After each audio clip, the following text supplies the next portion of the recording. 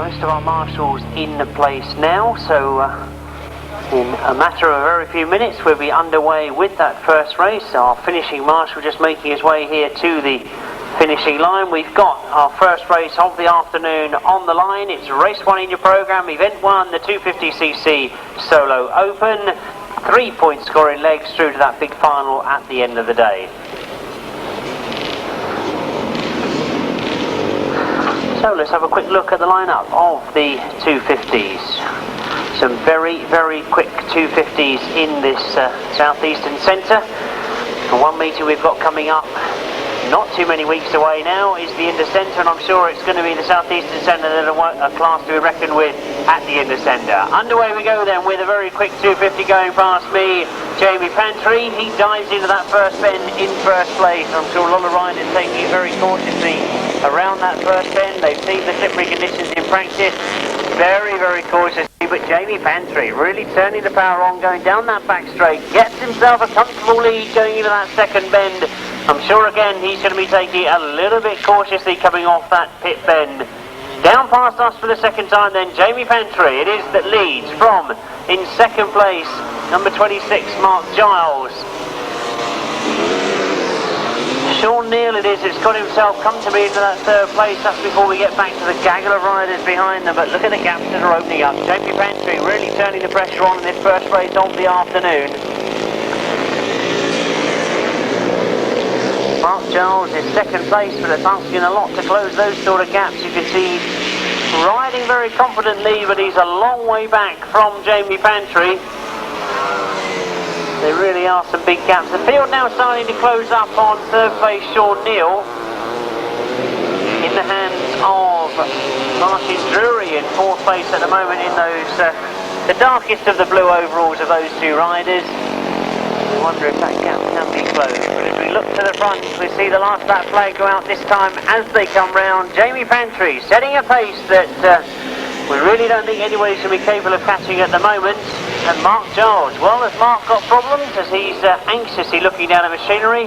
Well, the problem is he's lost his footrest by the look of it, so Jamie Pantry away quite comfortably, and he's going to get no pressure from Mark Giles in second, because Mark is going to struggle to finish. You can't find anywhere to put that right foot. As he comes round past you, you'll see exactly what I mean. He's got his foot dangling on the right hand side of the bike. That's where the point of balance is. Jamie Pantry, a brilliant win, his first of the afternoon.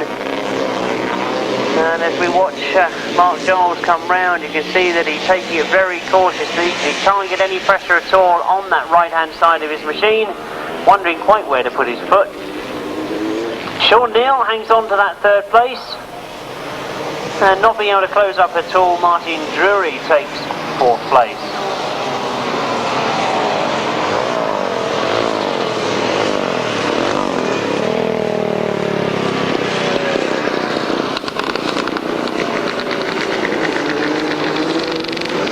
.250cc Solo leg 1, a win for number 120 Jamie Pantry. In second place number 26 Mark Giles. Third place number 5 Sean Neal. Fourth place number 145. Fifth place number 262.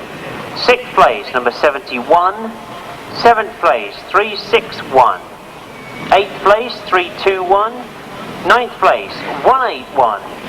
10th place 46, 11th place 37, and 12th place number 20. The winning time 158.63. Quickly again those numbers: 120, 26, 5, 145, 262, 71, 361, 321, 181, 46, 37 and 20.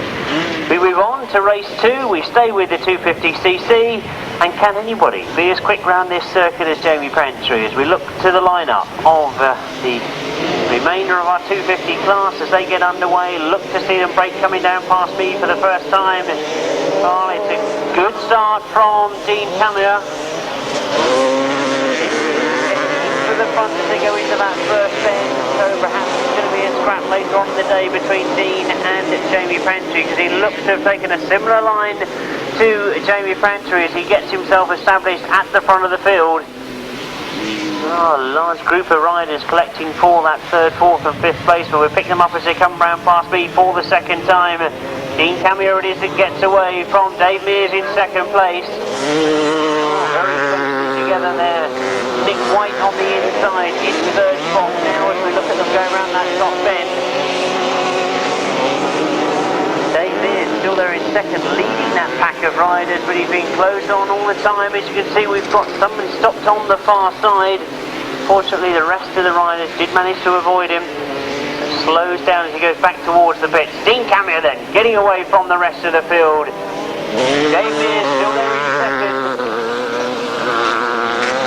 John Pilcher now moving up on that second spot, and John Pilcher getting very, very tight on that top bend, making a challenge for that second place. But Dave Mears still there at the moment, and those two have got a lot of work to do to try and close on Dean Camier. One more lap to go and very little time to do it, and Dean Camier looks very, very confident this afternoon. Looks as if he's going to take an awful lot of catching. John Pilcher's done well to get through in front of Dave Mears. Nick White still there in fourth place, and all the time looking as if he could possibly close up on that third spot. You watch to see the checker flag being made ready for this, the second race of the day, the second heat of the 250's first leg. Well, we now have two winners in the 250 class. Dean Camier takes that second race. A good win in front of John Pilcher in second, Dave Mears in third, and Nick White in fourth place.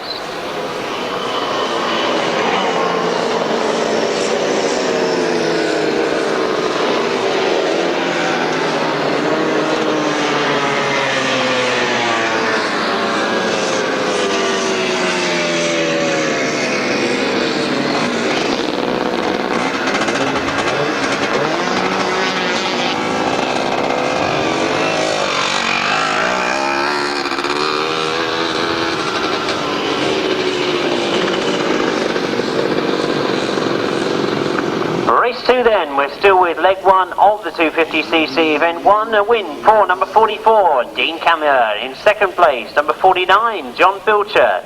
Third place, number 139, Dave Mears. Fourth place, number 96, Nick White. Fifth place, number 33. Sixth place, number 62. Seventh place, number 48.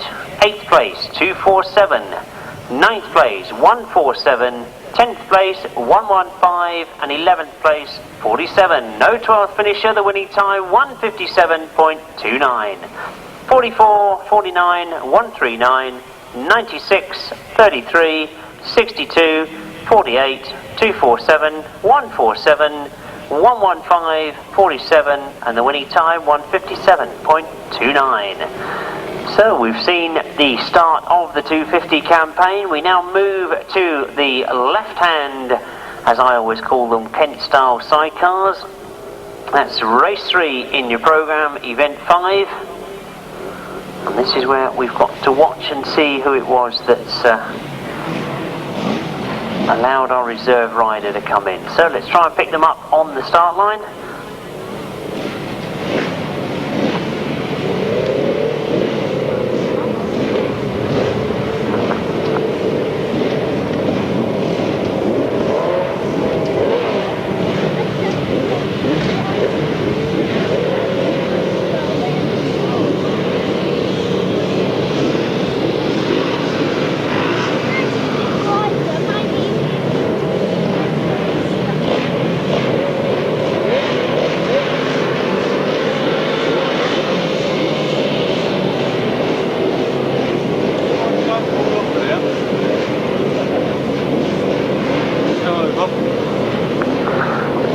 We've managed to suss that it's number 100 that's not going, Mick Gillen and Mick Smith.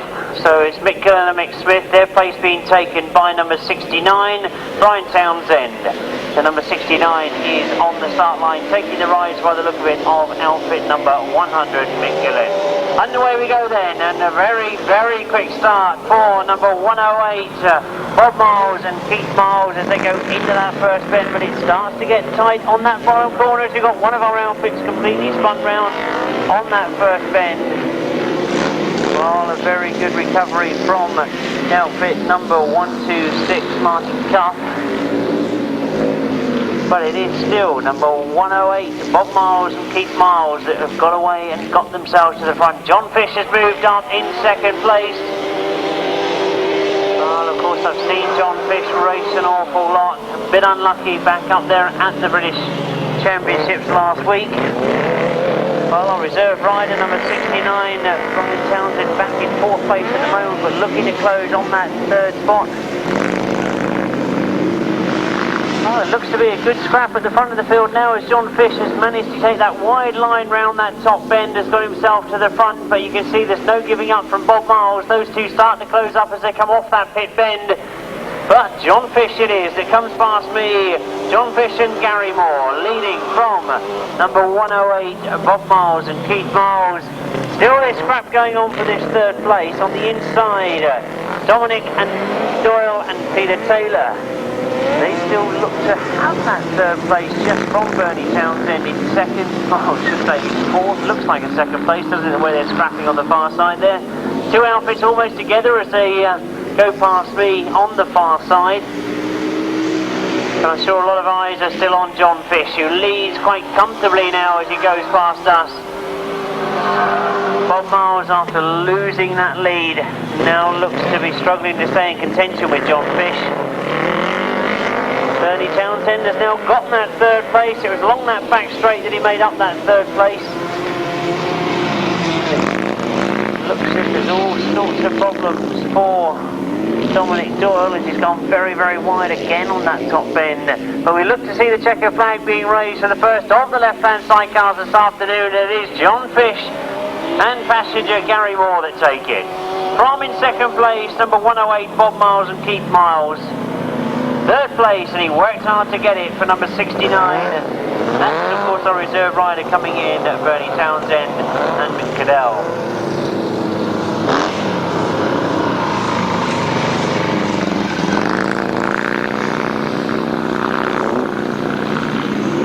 This afternoon, it's a win for number 173, John Fish and Gary Moore.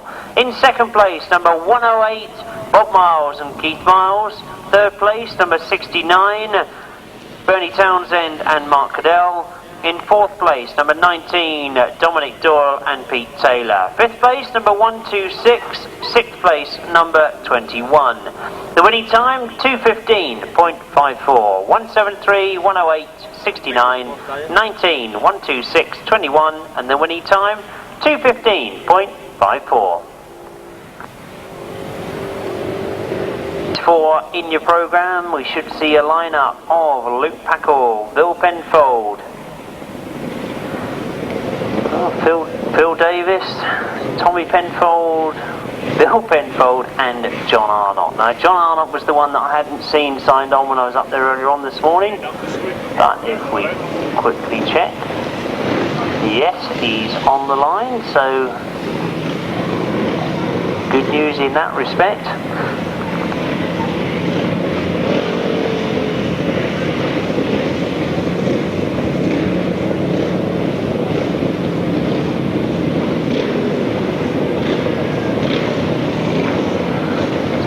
Second race of the afternoon for the left-hand sidecar class, and a very competent lineup we've got in this heat. All sorts of last-minute panics, but as we get underway, you can see it's a very fierce, fast start, as indeed we've got them closing up to the boards as they come down this side. Well, indeed, it was Luke Pachol that was causing all the problems there as he went completely sideways off that start. He's got the advantage though and got himself in front, as Bill Penfold now has got to go after him. That's outfit number 2 in second place at the moment. But Luke Pachol, well, with that very extraordinary start there, got himself to the front and has now got to wait for the challenge to come up behind him, because Luke Pachol and Julian Browning won't want to give this lead up as they look over their shoulder. They know that they've got Bill Penfold and Nigel Shaw up behind them. Tom Penfold and Julian Wood are the outfit in third place, but I think all eyes at the moment are on those front two to watch to see whether Bill Penfold can close that gap. Anxiously, Luke looks over his shoulder once again. He knows there's going to be a challenge coming from that second place. Oh, Julian Browning gets out over that chair once again. They go into that pit bend for the second time. They drift a little bit wide there. I'm sure that Nevill Penfold has noticed that, so he may be mounting his challenge on that end of the circuit. But looks very confident at the moment. Tom Penfold still there, leading that rest of the field as they go into that top end. But Nevill looks to be getting some very, very tight corners at the moment. Oh, Julian Browning again looks over his shoulder. He's anxious of just where Nevill Penfold is. He starts to get close again. This is where I think the challenge is going to come. Luke Pachol is drifting a little bit wide coming out of that pit bend. But Nevill Penfold not being able to get the power to the ground at the moment to be able to drive himself through on the inside. We're still anxiously watch to see them go. He's closed up again, you can see that's where he gets tight. He loses momentum coming out of the bend because he's got to start all over again. Luke Pachol has kept the power on as he drifts a little bit wider, but he keeps the power on, keeps the drive to the ground. Into that last bend they go, the checker flag's being made ready, and Luke Pachol knows he's got to try and keep Bill out. Bill will go for the inside line, but Luke's kept the power on. Well, a good ride from Luke Pachol and Julian Browning.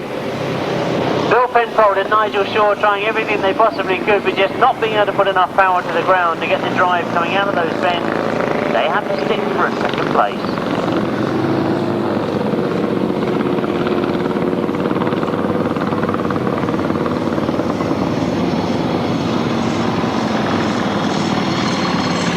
It's a great win for number 808, Luke Pachol and Julian Browning. In second place, outfit number 2, Nevill Penfold and Nigel Shaw. In third place, number 25, Tom Penfold and Julian Wood. Fourth place, number 251, John Arnott and Russell Steele. Fifth place, number 217. Sixth place, number 23. That winning time, 2:08.94. So a little bit faster in the second leg of the left-hand sidecars. Those numbers, if you missed any of those, 808, 2, 25, 251, 217, 23, and that winning time again, 2:08.94.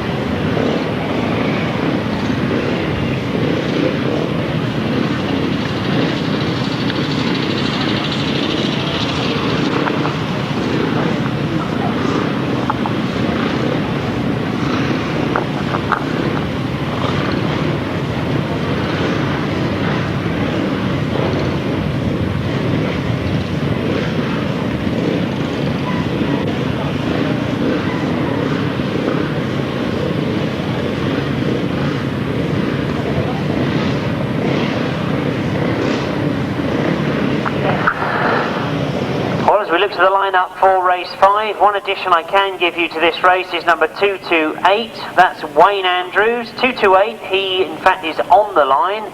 That's an addition to the programme. There's all sorts of panics going on the start line by the look of it.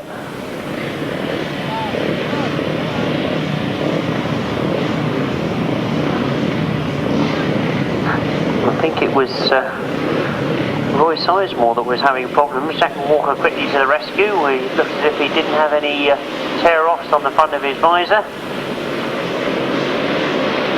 And away we go then with the first of the 350 class. Looking to see who breaks. I was expecting perhaps to see Keith Potts, number 175. It is Keith that gets to that first bend. Want to see them break. Wayne Andrews making it to the start. That's the race, looking to touch a little bit further down the field, but Keith Potts not missing the start at all. He's picked the start up from the centre, comes straight down this first straight, got himself established in the lead, now puts his head down and goes in front of Dave Mears in second. Andy Goff, the rider up in third place, number 261. The challenge is going to come from that third or fourth spot, but as we look, you can see there's a change as we go down that far side. Looks like Roy Sizemore. I can confirm that is Roy Sizemore that's gone through in third place, or has he? Andy Gomm comes back at him. Good scrap this for third place as we watch him come round off that pit bend. Keith Potts getting away from them a little bit. Dave Mears has gone after them, still there in second place. Fighting for that third spot.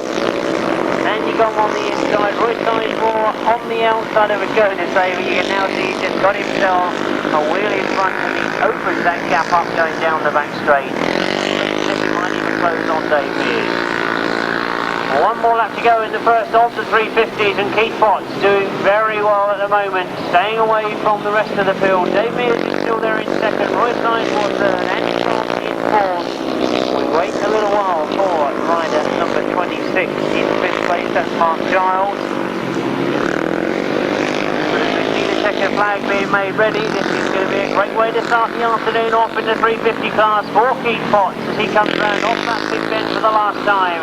Takes the checkered flag, his first of the afternoon. Dave Mears gets second, Roy Sizemore in third. Andy Gom finishes in fourth place. So we wait a little while for Marty Giles to lead home the rest of the field.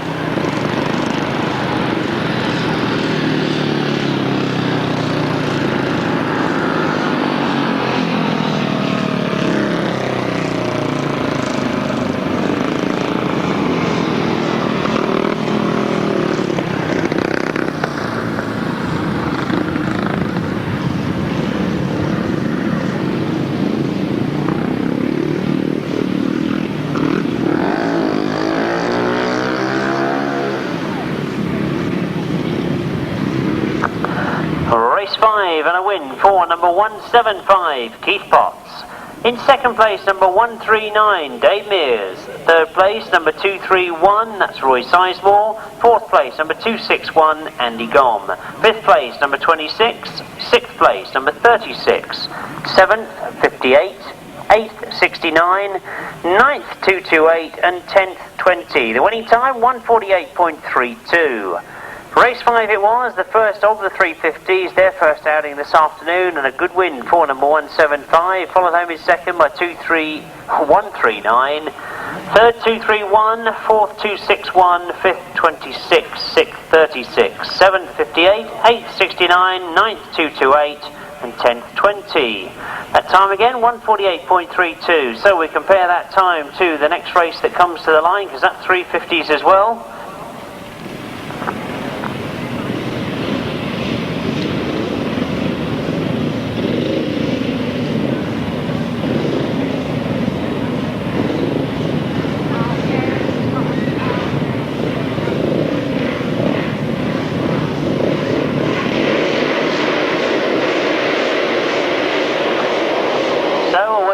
With the second of the 350 heats, as we look to see them go by us, it is rider number 14, Mark Terry Giles. He's going into that first bend.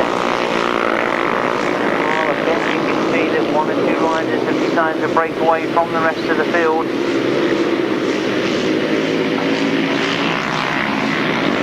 Jonathan Duke, it is up in second place at the moment. That looks to be yet another very, very quick 350. Marty Jacobs still leads from Jonathan Duke in second.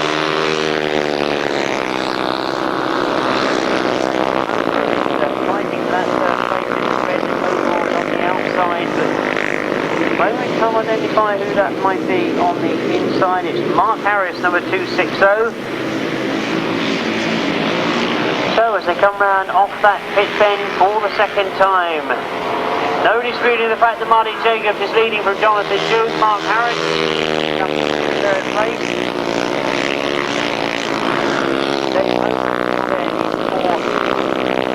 Mark Stokes is back in sixth place at the moment, working his way through it. He's asked for a start, but got himself up into the middle of the field now as we watch them come round off that pit bend, going into their last lap. Martin Jacobson getting away. Riding number 14 this afternoon, Jonathan Duke, there off Mark Harris. The program is coming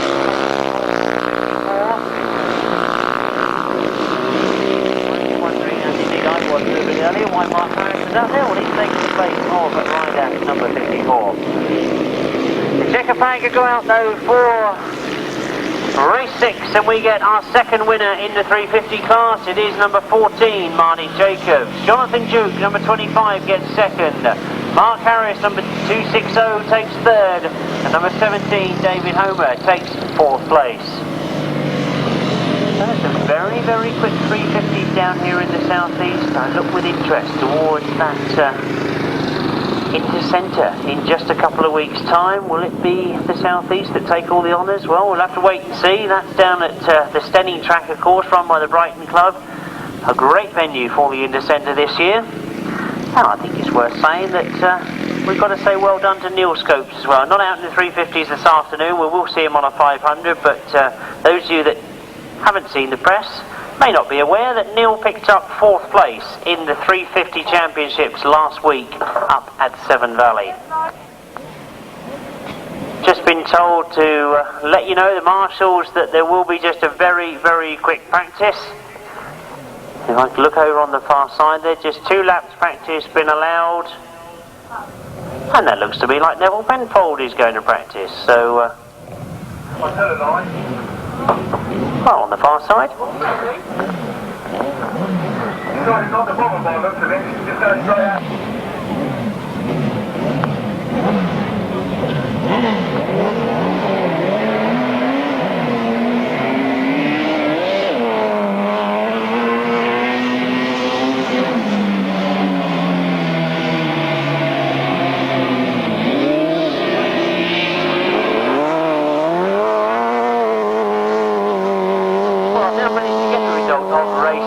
Apologise for that, but you can see there just is a little bit of late practice. I'll tell you a bit more about Nevill Penfold's excitement, I think I'll say, of the last 24 hours. But let's give you the result of race 6. That's the win for number 14, Martin Jacobs. In 2nd place, number 25, that's Jonathan Duke. In 3rd place, number 260, Mark Harris.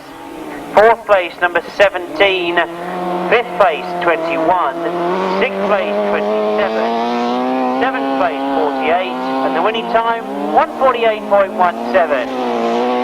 Well, very quickly mentioned, I can tell you a bit more about Nevill Penfold's expedites of the last 24 hours. Well, along with Nevill Penfold, I was up in Coventry last night to see a great sidecar exhibition of Sidecar Speedway. It wasn't the traditional sidecars that we've seen on the Speedway circuits that are all geared up for it. It was our good old Grasstrack boys, and indeed they put on a brilliant performance. Nevill Penfold was one of them. He and Paul Randall had a very good night up at the Coventry Stadium. This, as I say, was just last night, but in their last heat, having had 2nd places all night long. The programme is race 7, and a full lineup we should see in this one. Looking on that far side, 1, 2, 3, 4, 5 at the moment.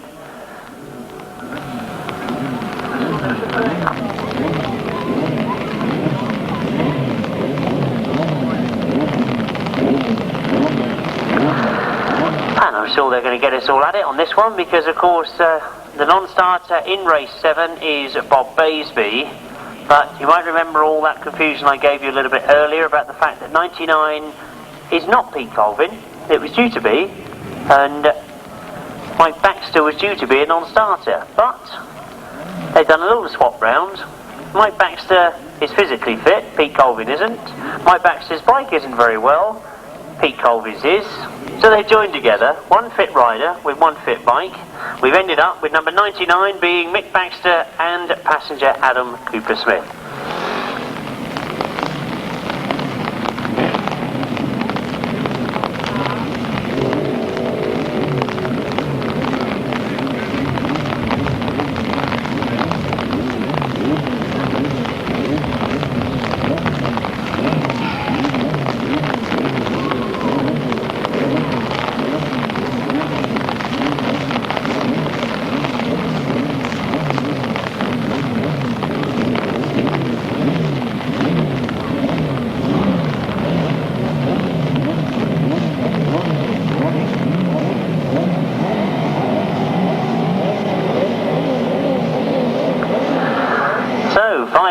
Only. We look to see how they go. Mick Cave, I understand, was the victor down here some months ago.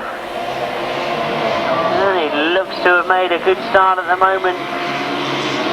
Jerry Adams is the outfit on the outside. It's those two that together go into that first bend, so it's going to be very, very slippery for these big sidecars. We'll watch to see how they handle it. Mick Cave is starting to the outside. Jerry Adams with a good first corner. Jerry Adams and Shaw Sean Pittock is that dive into this pit bend for the first time, leading from Mick Cave and Mick Stace. Mike Baxter has done well to get up there into what was then third place, but loses out to fourth place. There's problems for Mick Cave on that far side. Kevin Simmons is the rider in third place at the moment and doing well, looking to take Mick Cave at the opportune moment as he gets closer all the time. He can force to go wide. Riding well at the moment. He's still there in the lead from Mick Cave in second, who has an anxious look down at machinery. Mick Stace working hard on the back of that machine. Well, that you can see is the experience of a good passenger. There's no need to get right the way down the side when you're racing in these sort of conditions. What you desperately need to do is try and get some traction on the back end. Oh, Jerry Adams and Sean Pittock working well on that top bend. They've got it going always at the moment. Both of them working hard to keep the three wheels in the right direction. Rock control again as he comes past us. Still leading from Kevin Simmons in second place. Mick Cave losing out to Kevin Simmons, and Mike Baxter now trying to put the pressure on Mick Cave as well. Oh, down the back straight we go, and again Mick Cave has got all sorts of problems on that far side. Manages to avoid everybody, including our marshals, but it means that Mick Baxter now takes over in third spot.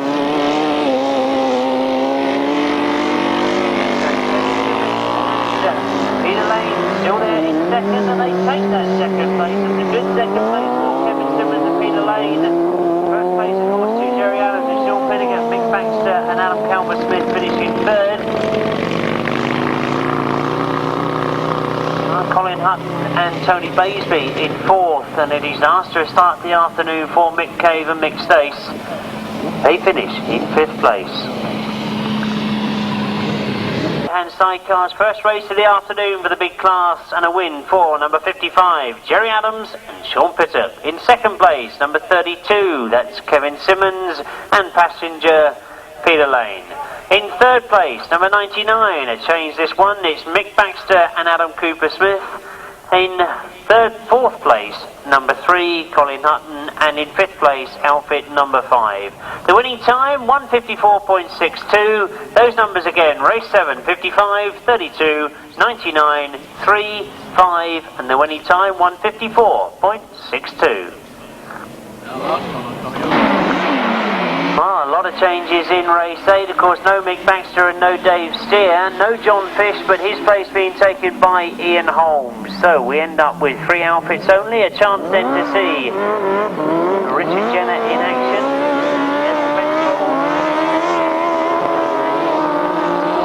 I realise now that there's no Richard Jenner either. It is Ian Holmes that leads from Nevill Penfold in second place at the moment. Oh, Rob Colvin it is in third as we watch them go round. Ian Holmes with all sorts of problems on that pit bend. Nevill Penfold works his way through on the inside, looks over his shoulder, knows that Ian Holmes is going to power down that back straight, so I just wonder if Nevill Penfold is taking it cautiously at the moment. He knows he's got that new power unit underneath him. Grasstrack he comes past us now, looking over his shoulder to make sure he knows where Ian Holmes is. No better way than to wake yourself up by getting out on the race circuit again, is there? All sorts of problems for Rick Colvin. Well, I say that, but Rick Colvin and Nicola come past me once again. Got the machinery going. You can see working well.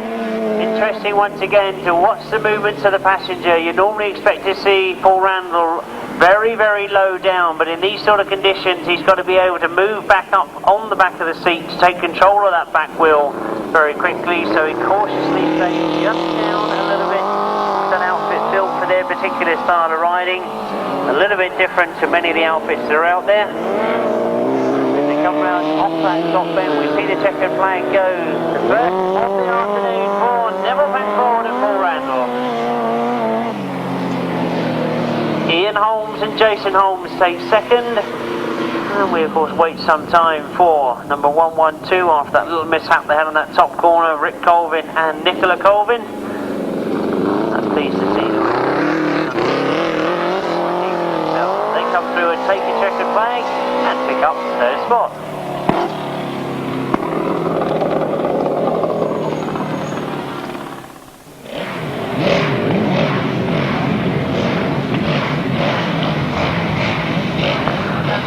Looking across at that start line, it looks as if we're missing one outfit again. It looks as if we don't have Paul Penfold. We knew he hadn't signed on earlier on this morning, but he had an exceptionally good night up at Coventry last night. I was expecting to see him here. No, that last outfit to come into line is number 33, Bob Mills and Jeff Sims. So away we go then. Tim Bennett, as we get used to seeing, making an exceptionally good start. He really is good out of the start gate, Tim Bennett. I've said it so many times before, but he still ceases to amaze me. Brilliant out of the start gate, Tim Bennett.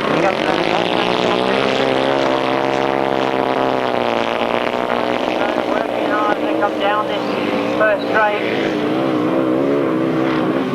Number 333, John Phillips, up into third place at the moment, working very, very hard for that third place, and indeed it gets very tight for that second and third. And John Phillips, does he move through? Oh no, Bob Mills comes back again and comes round the outside of him, gets himself up in the second.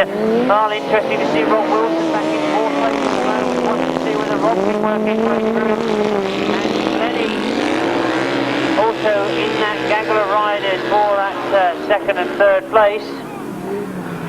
And as the rest of the riders come round off that bend, they fortunately have been able to get John Phillips off of the track, but we watch to see them close up for that second place. And Rob Wilson does well to go around the outside of the rest of the outfits.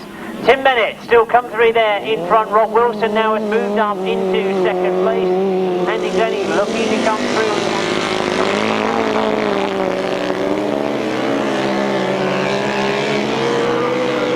Glennie is now putting Rob Wilson under pressure as Tim Bennett goes into his last lap, knowing he's got one more lap to complete as he goes down that back straight. Tim Bennett and Jason Glennie leading at the moment from Rob Wilson and Vince Jones in second, who look now to be getting to grips with the conditions a bit more. Andy Glennie still there in third place. Takes the first win of the afternoon. Rob Wilson gets second, Andy Glennie in third, and it is Bob Mills that takes fourth place. So the conditions proving to be very, very interesting in the right-hand sidecar class. The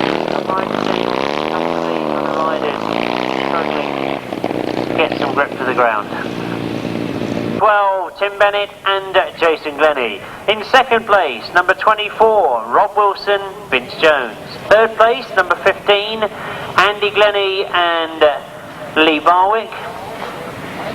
Fourth place, number 33, that's Bill Miles and Jeff Sims. The winning time, 149.10. 149.10, I said, quite considerably faster than the other two heats that we've seen. And that, of course, was for Tim Bennett, number 12. Number 24 in second, 15 in third, and 33 in fourth.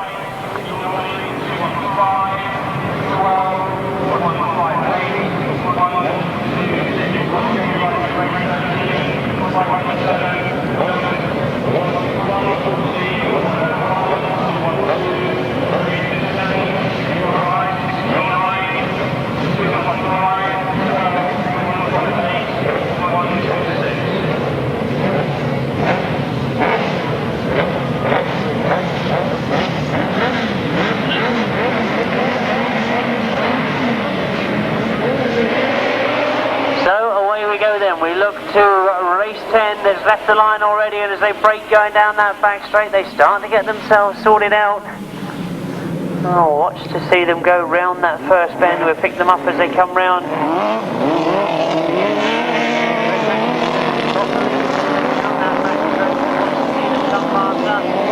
For the first time, Jeff Newland has got himself up into second place. We were looking to see the lineup. We've got no George Penfold in this one. And there is all sorts of problems on that far side for Rob Heath as he makes his way into the centre green. Again, those marshals on the far side have invasive action. We look to see see them come past us. From number 101. That's Gary Newland. Penny Hook going off to the centre of the circuit as well, so having problems on that top end. Oh, as we look to see them come off that top end once again, it is the helping drivers. The most work, of course. Chris Atkinson and Bruce Winter getting to grips with it very well as they go into that pit bend for the last time. I thought there was problems for Gary Newland when he came past us last time. Indeed, he slowed up even more this time. We've seen Rob Heath rejoin the field and got himself up into 4th place. Penny Hook has also rejoined the field after but who wants to see the checkered flag go? The last of the leg one of the sidecars, Chris Atkinson takes it. Working way around that top end, he comes across the line to take second. That's outfit number 38, Chris Berwick and Matthew Lewin. Sorts of problems for Gary Newland. Bob Heath takes 5th place and a good finish, and Penny Hook also completing race distance. 1:01.834 and the winning time 1:54.33. So we turn our attentions to race 11. We're back with the solos. We're with the big 500 this time as we get underway. The first outing for them this afternoon. Leading into that first bend, looking perhaps for Chris Underhill in the white leathers in second. Duncan Tolhurst has made the best of the start. TD goes down that back straight, leading at the moment, and he must have 4 bike lengths on already. Second place, Roy Sizemore on the inside, and Chris Underhill on the outside. Oh, let's pick them up as they come past me, because Bruce Duncan Tolhurst really has made a good start. Tritton now starting to move up. Neil Stokes is moving up there as well. A really good field we've got here this afternoon of 500cc competitors as they'll start to get into with the conditions. But Duncan Tolhurst showing everybody how to do it at the moment. Well, Chris Tritton still moving up again. That's the red leathers of Chris Tritton moving up into 3rd place in front of Chris Underhill. Duncan Tolhurst leads comfortably, I think I've got to say, from Roy Sizemore in 2nd, Chris Tritton in 3rd. Neil Stokes has moved up as well. Now he's starting to put pressure on Chris Underhill as well. There's been a lot of place changes back there in the field as Neil Stokes goes wide and goes around the outside of Chris Underhill. A good corner from Neil Stokes. As we watch them go into their last lap as they come past us this time, Duncan Tolhurst looking very, very impressive at the moment. Goes past us, leading from Roy Sizemore in 2nd. Chris Tritton in 3rd. Neil Stokes has got up into that 4th place, and I think you're going to see a challenge on Chris Tritton. Well, he starts to close up, and this is where he looks impressive. He goes a little bit wider, gets into the loose, and drives down that back straight. Oh, some brilliant riding from Neil Stokes. The checkered flag comes out for Duncan Tolhurst. He indeed takes his first ride of the afternoon. Roy Sizemore hangs on to that 2nd place, but some great riding from Neil Stokes gets him up into 3rd. Chris Tritton in 4th, Chris Underhill in 5th. Some brilliant riding there from Neil Stokes. I mentioned him a little bit earlier, and I'm sure all of you in this part of the country have realised that he did some brilliant riding on a 350 last week up at Severn Valley. He indeed finished in 4th place in the 350s. And you can now see exactly why.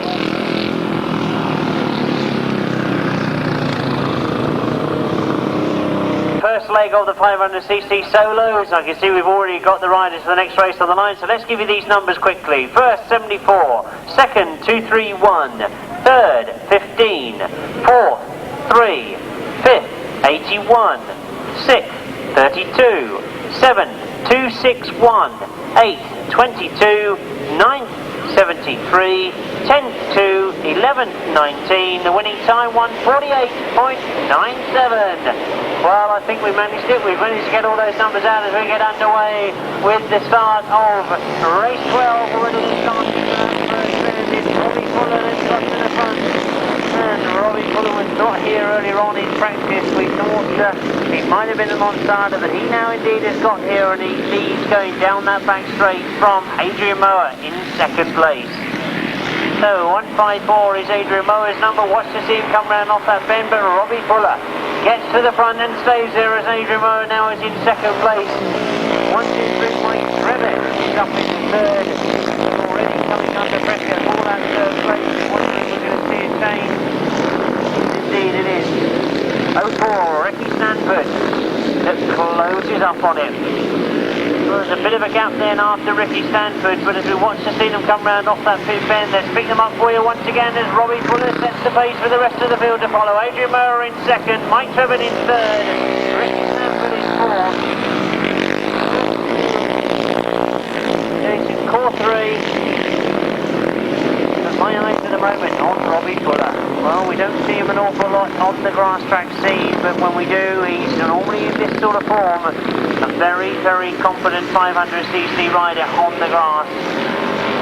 Up round past us to take his last lap flag in his first outing. Adrian Mower is still there in second, Ricky Stanford in third, Mike Trevor holding fourth. Lots of pressure coming now. See, we've lost a couple of our riders on the top of the bend. And everybody looks to be up and okay, as long as we can keep the rest of the riders away from them. And as we see the checkered flag go, it's Robbie Fuller that takes it. Adrian Mower going extremely wide, but he hangs on to second place. Ricky Stanford gets third, and Mike Trevor in fourth. We'll wait quite a while then before we get our 8th place finisher there. That's Barry Helstrip. And number 174, Robbie Fuller, gets 6th place.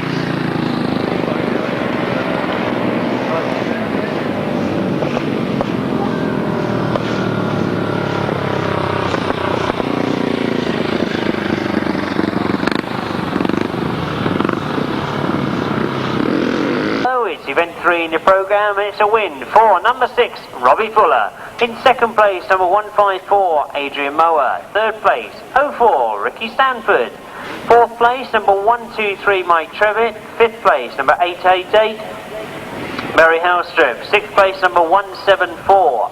Seventh place, 23. 8th place, 201. No other finishes there. The winning time, 148.65. 6, 154, 04, 123, 888, 174, 23, 201. No other finishes. The winning time, 148.65. So, on to the last of the first leg rides. One change here, number 244 Ben Howe is replaced by 327 Kevin Buck.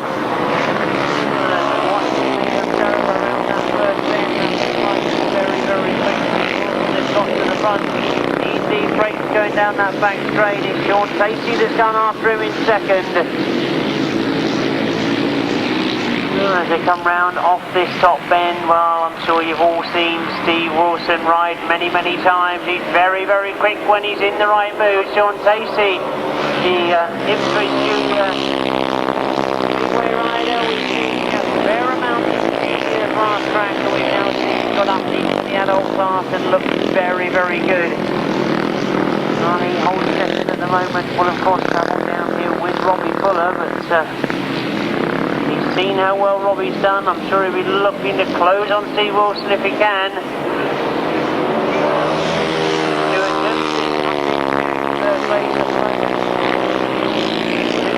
Holding fourth, and then there's quite a gap back to number 1584 Grimwood.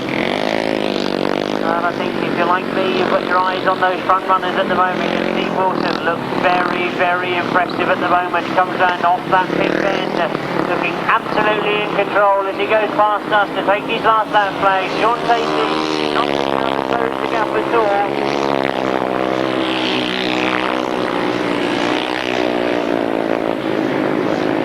Stuart Dempsey working hard in third place, but he's equally not being able to close on Sean Casey. So then the eyes on that checkered flag, and Steve Wilson begins to approach it now. He takes his first win of the afternoon. Sean Casey takes second, Stuart Dempsey in third. Luke Dodd crosses the line in 4th.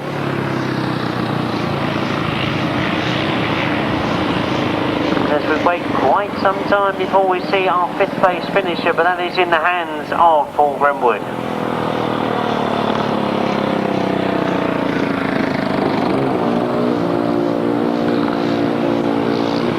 First leg rides, it was with event 3, and it's a win for number 215, Steve Wilson.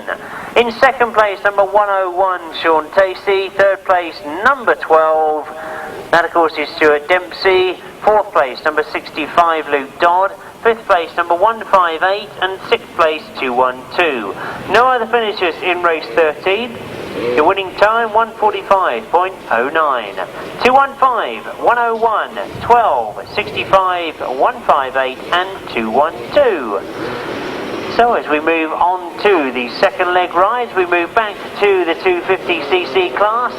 And if we can quickly look down, we're looking for, of course, number 44 or 120. Well, Jamie Pantry is in this one in race 14. Indeed, Camier goes in race 15, so they don't meet yet. We look to see whether Jamie Pantry can repeat his performance of that first ride. He goes into that top end, right on the outside, but he's got 4 or 5 riders on the inside. Oh, Jamie Pantry's put it down in that first bend. Well, indeed, he's put it down as he was trying to go wide to get round the outside of all the rest of the field. So now I'm sure you've got, the same as me, a chance to use both eyes, one to watch the front of the field and one to watch Jamie Pantry to see if he can make up for that loss in that first bend.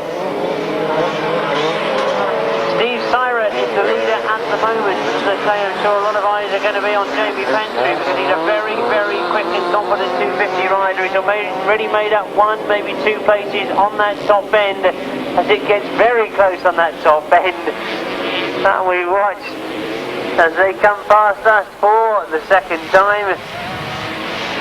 Steve Syrat leads as he looks over his shoulder. He knows he's going to get a challenge from somewhere. Nick White, who you may remember, had a 3rd place first time out. My apologies, 4th place first time out. He's going well in 2nd place at the moment. Well, it's asking an awful lot of Jamie Pantry, but he's certainly working hard for it. As he goes down that back straight, he's now up into, well, about 9th place now, but he knows he's got some very quick riders in front of him. Oh, there's a good scrap going on for this 2nd place.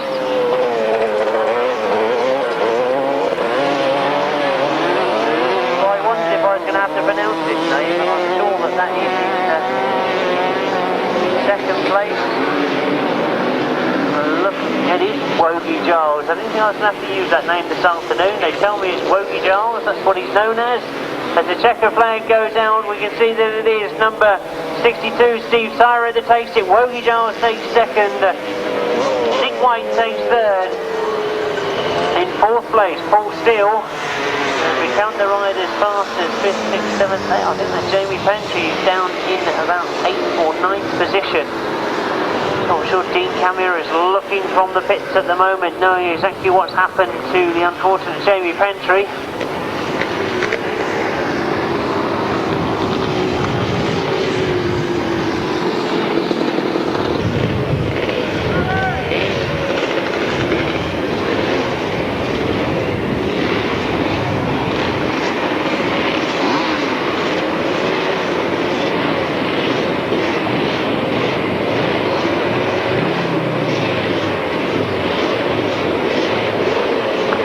Race 14 and the first of the 2nd leg rides, and a win for number 62, Steve Syrat.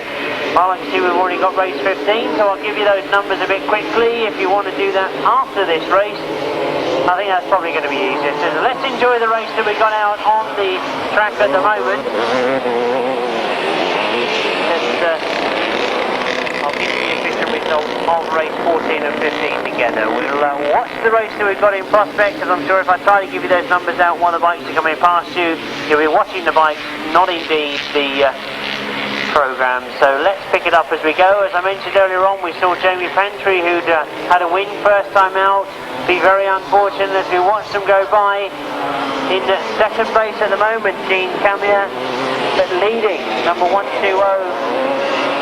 had 120 in there. Of course it can't be.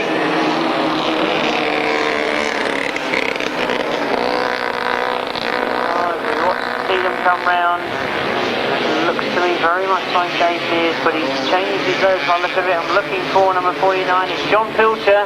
I should have realised that. Dave Mears back in third place at the moment. Dean Camier up there, second place at the moment. So John Pilcher doing well to fair head of Dean Camier as they go down that back straight.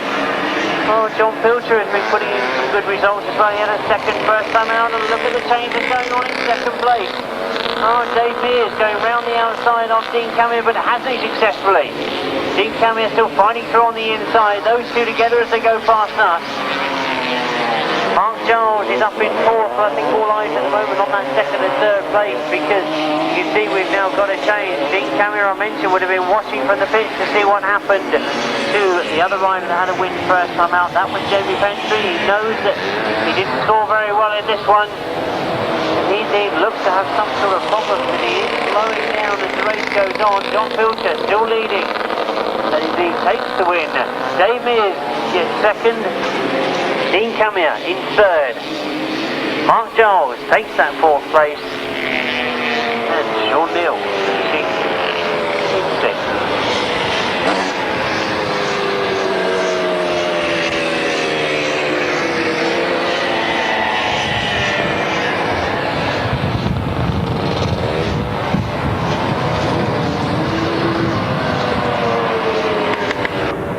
Second, 300. Third, 96. Fourth, 247. Fifth, 71. Sixth, 33. Seventh, 495. Eighth, 262. Ninth, 120. 10th, 321.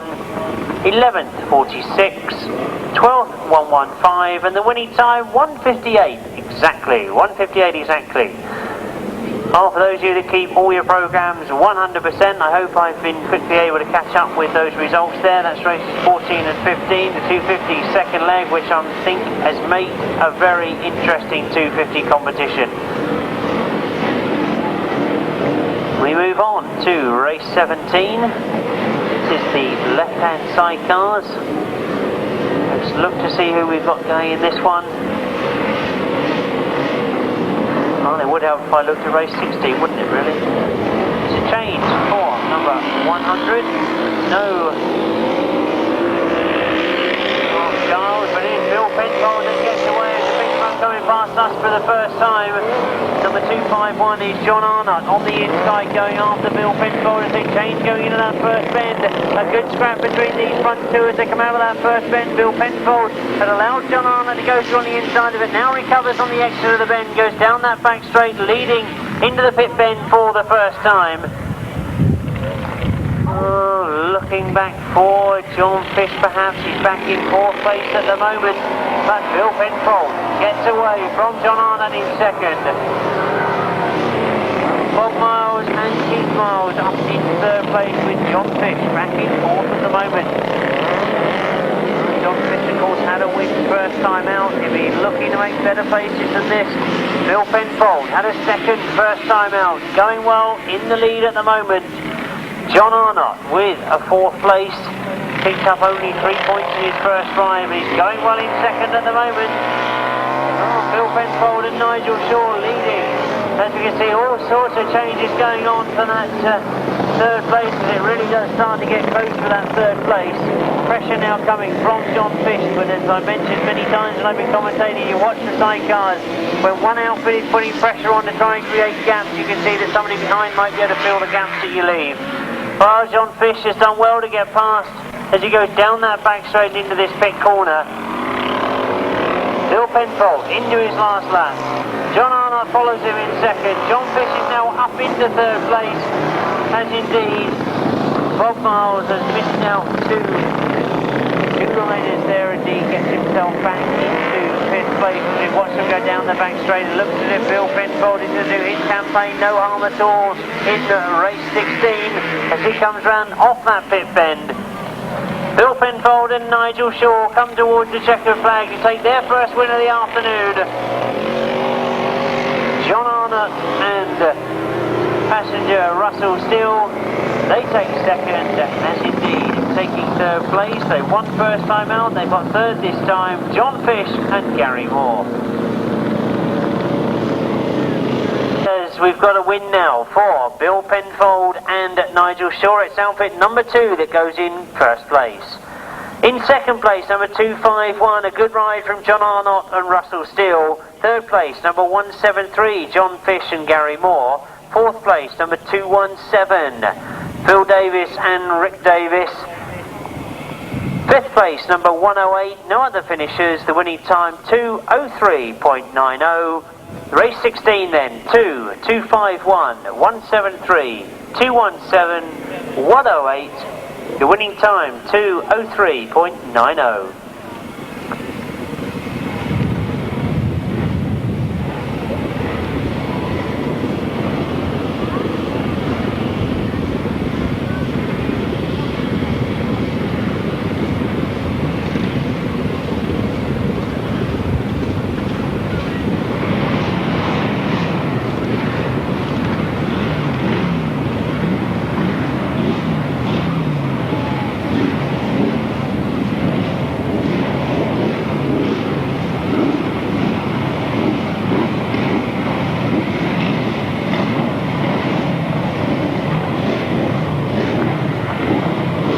Race 17, we move on. We've seen Bill Penfold do well in his second ride. John Arnott has increased his points position as well. As we look to race 17, chance to see again Tommy Penfold in action. Looking to see who else it was that had done well, and of course your eyes are drawn straight away to 808 Luke Pachol. Pachol, as I'm told I should pronounce it. Luke Pachol. Well, he's made another good start, but look on the inside, because this time he's got competition going. That first went well, a brilliant change of direction from Luke Pachol, because he saw the challenge coming from outfit number 25, Tom Penfold and Julian Wood, and he dived through on the inside. Well, that's some brilliant riding from Luke Pachol, but you can see it is now Tom Penfold that's got away from him, goes down that back straight. Luke Pachol now looking to move through on the inside, closes up rapidly in that pit bend. Tom Penfold and Julian Wood leading, as indeed number 126 Martin Cup and Darren Goldfinch have got themselves up into second place, or have they? Because again, Luke Pachol moves through on the inside, and you can see that Tom Penfold has gone incredibly wide. He's allowed both number 126 Martin Cup to come through, and Luke Pachol recovers his position now as he almost bounced off those boards on the far side. So we wait to see the challenge come again from Tom Penfold. But Luke Pachol knows he's got to try and defend that winning position he had first time. Watch the way he cuts the corner off going into this top end. He looks to go through in tight on the inside of that top end. There's all sorts of problems again for Tom Penfold. And indeed,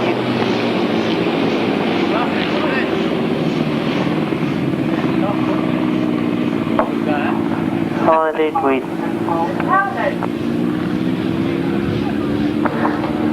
Well, indeed, as you can see, obviously, in the interest of safety there, that the we look, number 260 takes the place of number 54. So we've got Mark Harris out here as well. Promises to be a cracking race, race 18. We look to see them come to the line. I'm sure a lot of you are going to be watching for Keith Potts. He's been doing very, very well in the 350 class. Mark Harris has come to the right outside of the start gate.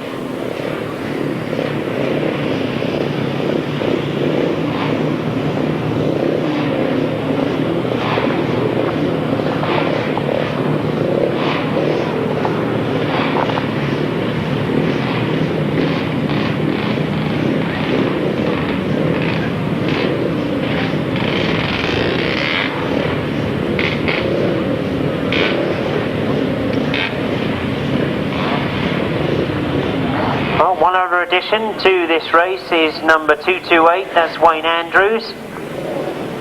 And I think that's what's caused a little bit of confusion on the line, because everybody else has got their gate position allocated. Wayne didn't have one.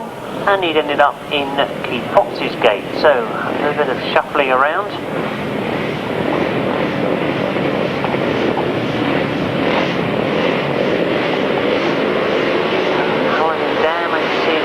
Come into line, but now they've got them all in line. We watch to see them go. This promises to be a good 350 race because, as I mentioned before, we've had winners earlier on. We've had wins from Keith Potts and Martin Jacobs. They both go in this one, so let's watch to see if it is a strange scrap between those two. They break together as they go into that first bend. Oh, Keith Potts on the outside, Martin Jacobs on the inside. Dalton Duke has gone after them. He had indeed a third place first time out. Second place, I should say. He's back in third at the moment with Mark Harris, but the scrap, as we expected it to be, right at the very front. As indeed Martin Jacobs is to making the best of it. Keith Potts trying to come through on the inside. Only second at the moment. Jonathan Jukes not out of contention at all. He's in third place. Mark Harris is up in fourth. Watch him go around that top bend. Martin Jacobs looking to take command. Keith Potts desperately trying to not lose track with that rider in front of him. Closes up very quickly going into the pit bend as they come round off that pit bend. Looking to see Martin Jacobs make a mistake perhaps to allow Keith Potts through, but there's no mistakes at the moment. Jonathan Jukes still there in third. Keith Potts now realising that he's got to work hard first place if he wants to. Not letting Martin Jacobs get away from him, but those two indeed forcing their way ahead of Jonathan Duke in third. Mark Harris still there in fourth, but that's how they've stayed for the last two laps as we watch them come round past us for the second time.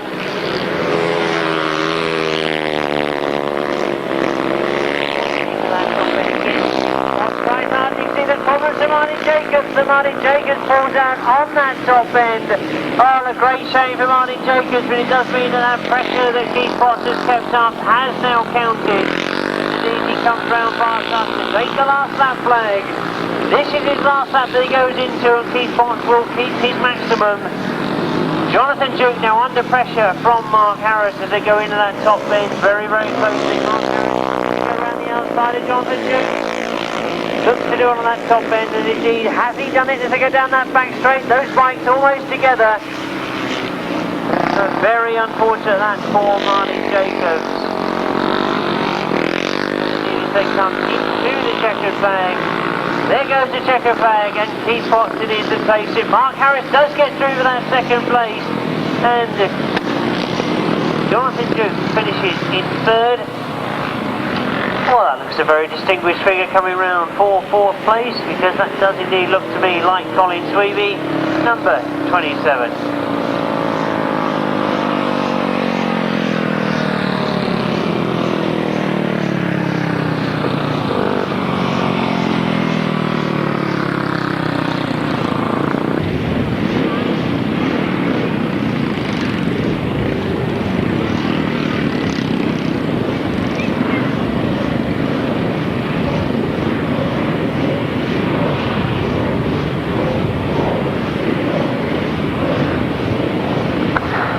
Quickly give you the results. My apologies there for not getting that result quickly to you. We had to check with the clerk of the course. We unfortunately did have 5 laps that time, and I'm sure a lot of you have realised I thought I was running out of puff.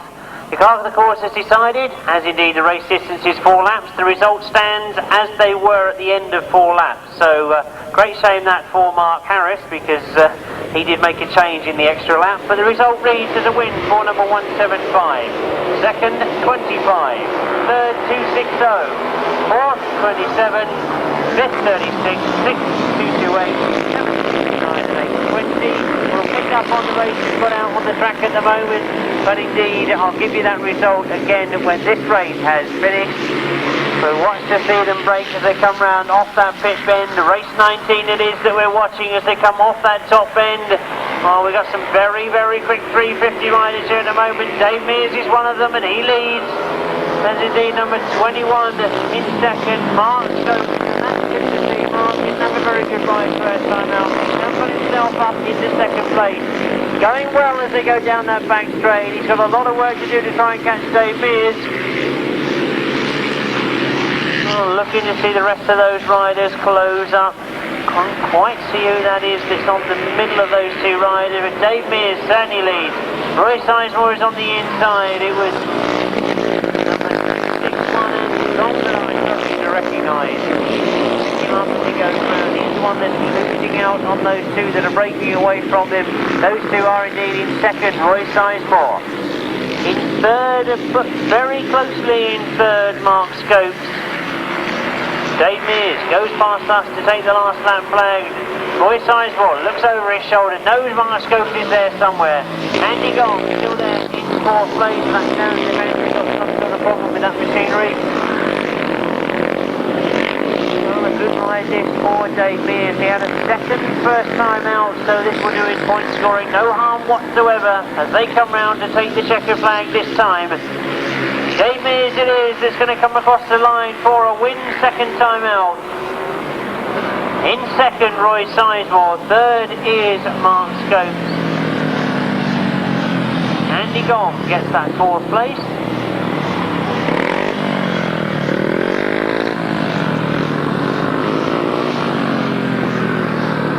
That was the race we've just seen. Race 19, a win for number 139, Dave Mears. In second place, number 231, Roy Sizemore. Third place, number 21, Mark Scopes. Fourth place, number 261, Andy Gom. Fifth place, number 17, and sixth place, number 58. The winning time, 1:48.96. Race 18, I give the result, but I'll give it to you again just to clarify things. 175, 25, 260, 27, 36, 228, 69 and 20. The winning time 1:46.44. So let's hope that's got all your programs up to date. We return now to the race we were due to see, race 17. This is for the left-hand sidecars. Race 17 in your program, and I'm looking to see, that looks to me like we're close to a full lineup. We're missing, of course, number 126, Martin Cup. The news is that Martin has come and told us he's got a bit of a bruised leg, but generally he's okay. And Passenger, of course, is okay. We watched the scene of break, and this was the scrap that we saw before, and Luke Pachol has done exactly what he did earlier on this afternoon. He's gone for that inside line, he's cut back underneath. Outfit number 25, who's Tony Penfold. And Tony does get the better of it though as they go down that back straight. So this promises to be a good scrap between these two, and look at Luke Pachol go through. Well, a tremendous entrance into that bend as Luke Pachol indeed has come through on the inside. As you can see, there is a red flag out though, so it looks as if we have got the race being stopped. Well, now I'm confused. Well, there was a red flag on this bottom bend. They considered that the machinery still on the track was causing a danger to the rest of the riders. Look to that start line, it does look as if we've got everybody back in line. Luke Pachol did have a problem getting off that start line again. He's drifted over to the right, but again watch him go for that inside line. He cut through on the inside. Got the challenge of that outfit in front of him that's just made a better of that first corner. That's Tony Penfold, and Luke Pachol again goes through on the inside. A great scrap between these two in prospect as we watch them come round that pit bend for the first time. Luke Pachol goes very, very wide, and Tony Penfold tries to get the better of it. The crowd thought that they were going to come and join them in the pits here. They got very close coming out of that pit bend, but Luke Pachol, it is that's got the better of it. He goes down that back straight leading. Only had a win first time out, so he'll be going well this afternoon if he gets his second win here. This race, of course, in the rerun of race 17 again as Luke Pachol moves the crowd away from the boards to my left. Good to see Billy Penfold going well in third place after crashing out of that first race when it was stopped a moment ago. But Luke Pachol and Julian Browning going into that pit bend, they both look over their shoulder and wonder where the challenges have come from Tony Penfold. But there's no challenge there at the moment. Well, again, he gets very, very close to the boards. One more lap to go for Luke Pachol and Julian Browning. Off that top bend they go once again, and Tony Penfold now spinning it round and doing very, very well to recover, but he did spin that outfit completely round.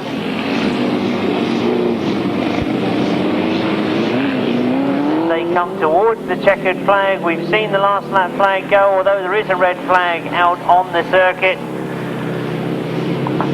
Well, again, considering that outfit that was on the track to be a danger to the rest of the bikes.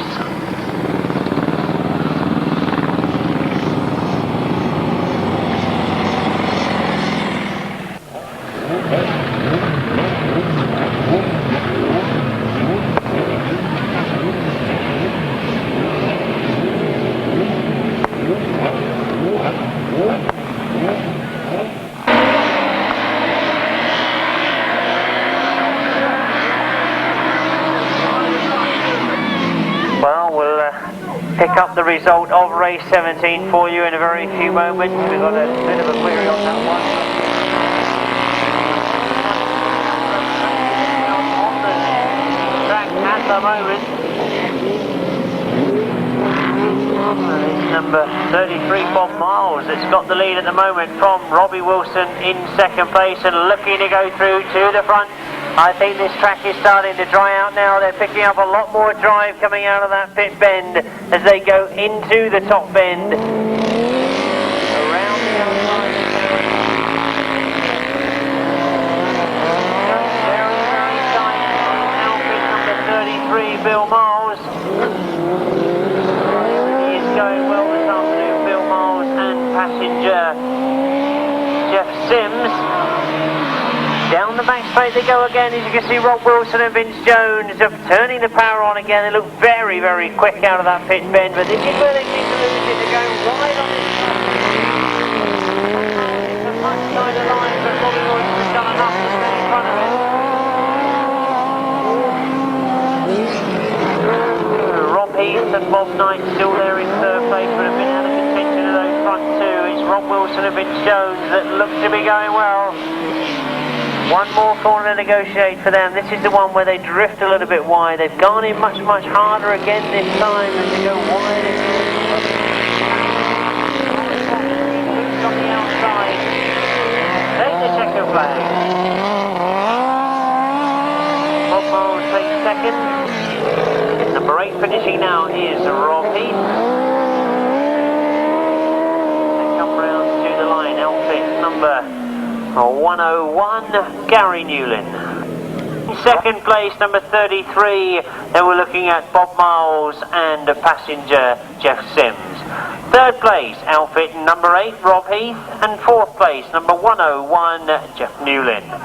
No fifth or sixth, the winning time 149.34. Race 17 was the result I hadn't given you. If you want the result for race 17, it's as they came across the line at the end of 3 laps before the race was stopped. A win for number 808, Luke Pachol. In second place, number 25, Tony Penfold. Third place, number 23, Bill Penfold. Fourth place, number 19, Dominic Dale. And fifth place, number 21. No time, of course, is given on the third lap finish. Race being stopped in the fourth lap. They completed 3/4 race distance, so therefore we can give you the result on that. Away we go with race 21. We're with the right-hand sidecars as yet again we see Tim Bennett make an excellent start from the far side. Goes into that first corner, and again he's gone wide, very much like Robbie Wilson was riding.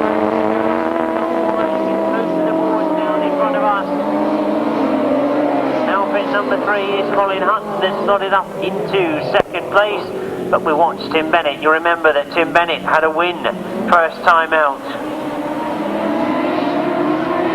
So he's perhaps one to keep an eye on this afternoon, going very, very well. Closing up in second is outfit number 15.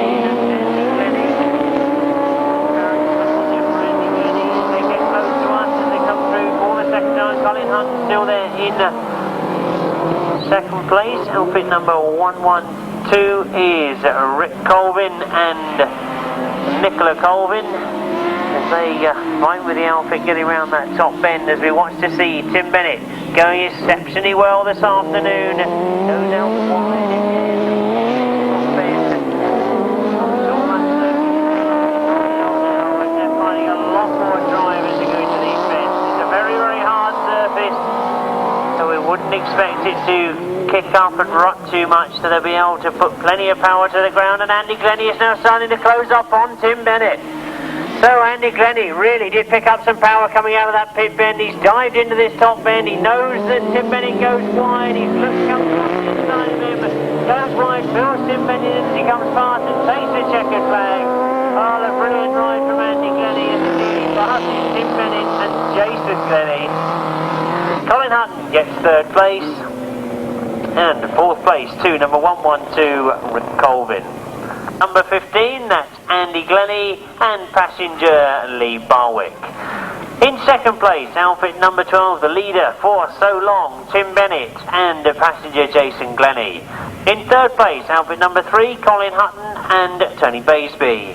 In fourth place, number 112, no other finishers there in race 21. The winning time 141.19. 15, 12, 3, 112, 141.19 the time. We move on to race 22. As I quickly start to do my little checks of what we've got going on. Well, we've seen Tim Bennett for the second time. He didn't complete another win. We've yet to see other riders. Number 212, Chris Atkinson goes to this one. He had a win first time out, as indeed did number 55, Jerry Adams. So it promises to be a good scrap, this one. As you can see, we've got those two outfits leading going into that first bend. Two outfits almost together. Penny Hook has got up into third place at the moment.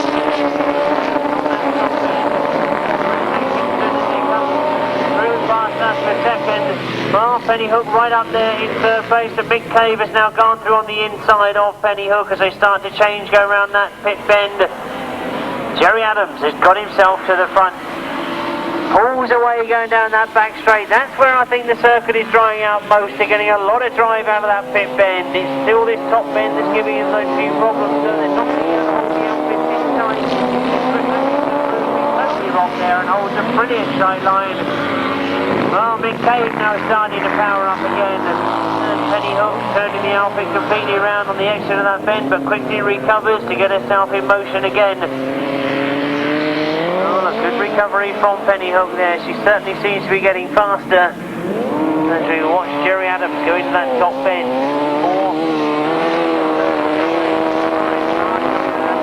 Now he's got pressure from Big Cave, who's all the time been getting closer to him. Well, Big Cave goes through on the inside. There's not a lot of room there, but Jerry Adams drifting wide on the exit of the bend, and Big Cave picking up that drive I've been talking about. Well, it certainly is drying out on the top of the hill there, and Big Cave used every inch of it to power his way through. Comes through tight on this top bend. Closing up with Jerry Adams. The second flag goes as a green light from Big Cave and Big Stage. Jerry Adams gets second place, and Sean Fitter because Chris Atkinson and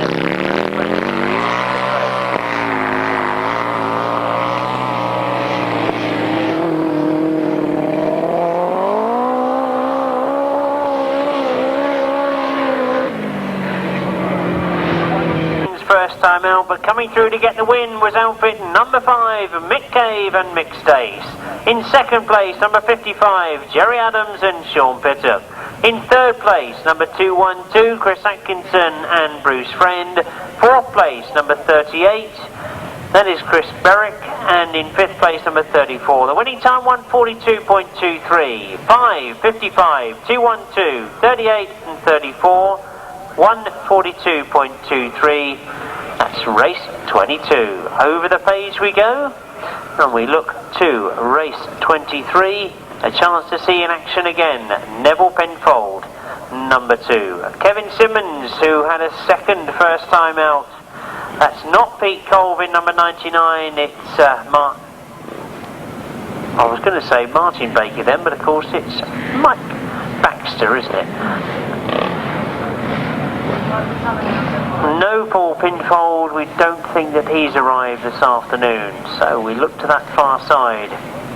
Nevill Penfold rebuilt that engine overnight, smashed it at Coventry last night at the Speedway. He's worked all through the night, finished about 5 o'clock this morning. He said, well, almost finished, but thought they'd better get some sort of kit before they come here today.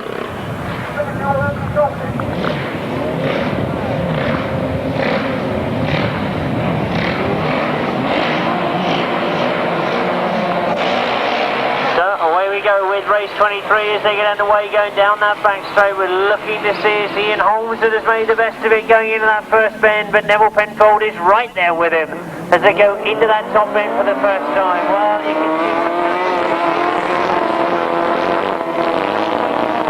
very hard to make sure that he didn't get anywhere near him at all and almost put himself in difficulty. But now you can see Ian Holmes trying to concentrate a lot more on getting that outfit round that pit bend. Again, he's put it sideways. There's a lot of slip coming out of that middle of that bend. Once you've got the bike spinning, it's very difficult to make sure the traction bites once again. But Nevill Penfold and Paul Randall.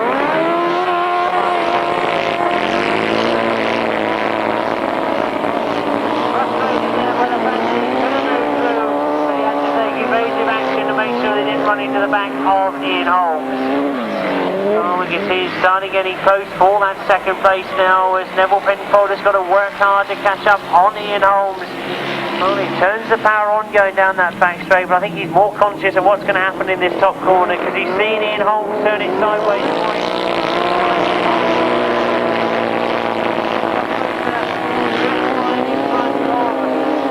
Number 333, John Phillips. I'm sure John Phillips was pleased to see the fact that they actually missed each other coming out of that bend, but Nevill Penfold driving hard, looks to pick up the power coming out of that bend. Paul Randall working hard, as indeed John Phillips goes through though on the inside. Well, a good ride that from John Phillips, but he's got to make sure that he doesn't drift wide against Nevill Penfold.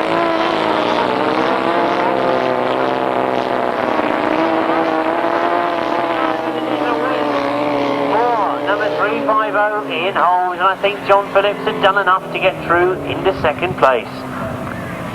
John Phillips and Jeff Richmond in second place. In third place, number 2, Nevill Penfold and Paul Randall. Fourth place, number 32, Kevin Simmons. That's number 32. In fifth place, number 99, Mike Baxter. The winning time, 1:44.70. Race 23 then, 350, 333, 2, 32 and 99, 1:44.70 the time.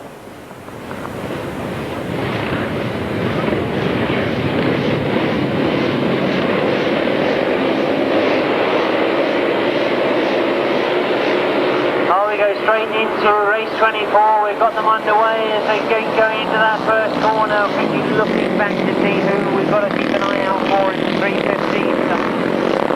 Tolhurst had a win first time out, along with Steve Wilson and number 6 in your line of riders, which is Robbie Fuller. I don't think we've got any of those three in this one, but what we have got is a lead with Roy Sizemore, followed by in second place Luke Dodd. Chris Underhill is up there in third. Look down that list of riders, we don't see any of those first time winners. Roy Sizemore had a second place first time out, so he'll be looking to go well in this one as he indeed gets himself to the front, try and make up better points on that first ride. So at the moment, a second and a first place.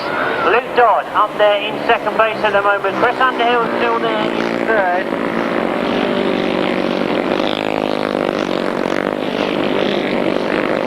Going down that back straight. Luke Dodd had a fourth first time out, is now up into second place at the moment. So this is going to be good points for Luke Dodd as they come round and take their last lap flag in front of me. Roy Sizemore going well at the moment, doesn't look like being caught. Chris Underhill doing well in third place at the moment. The rest of the field not going to catch up on those as we've got problems on that top corner. Losing one of our riders. Got to watch them come round towards the checkered flag. going to be a very good win for Roy Sizemore. He's made this race his. It's 2-3-1 Roy Sizemore that takes it. Luke Dodd gets second, Chris Underhill in third. Number 1, 2, 3 is Mike Trevitt in fourth place.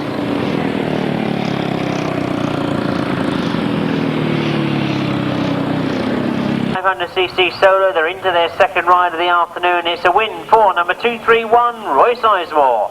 In second place, number 65, Luke Dodd. Third place, number 81, Chris Underhill. Fourth place, number 123, Mike Trevitt.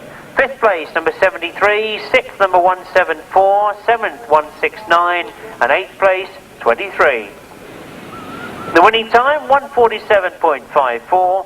231, 65, 81, 123, 73, 174, 169 and 23, 147.54 the time. Even what a great one this one promises to be. I mentioned about winners from the first leg. Robbie Fuller is number 6, keep an eye out for him.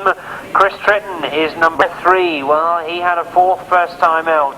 Neil Scopes number 15, he had a third first time out. Ricky Stanford, 04, a third first time out.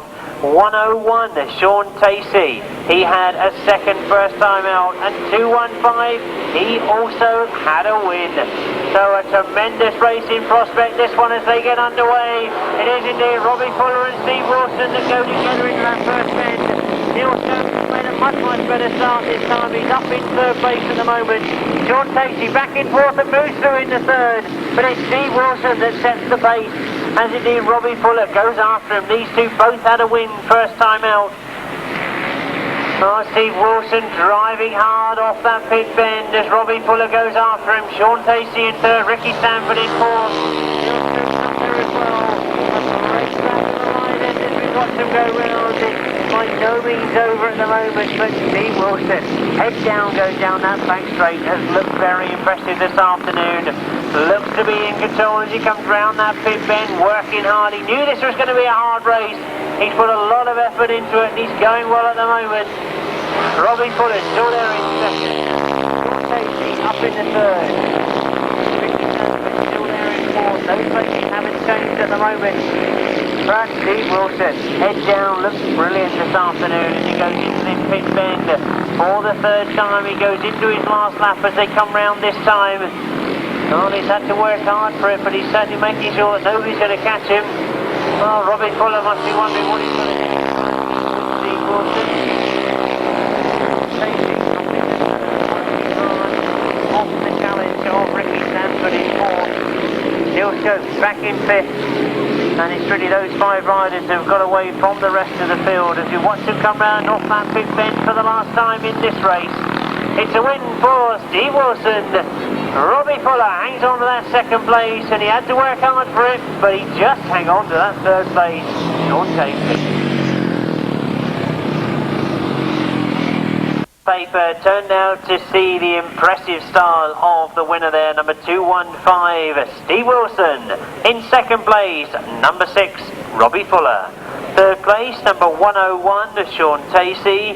Fourth place, 04, Ricky Stanford. Fifth place, number 15, Neil Scopes. Sixth place, number 212. Seventh place, number 69. The winning time, 141.98.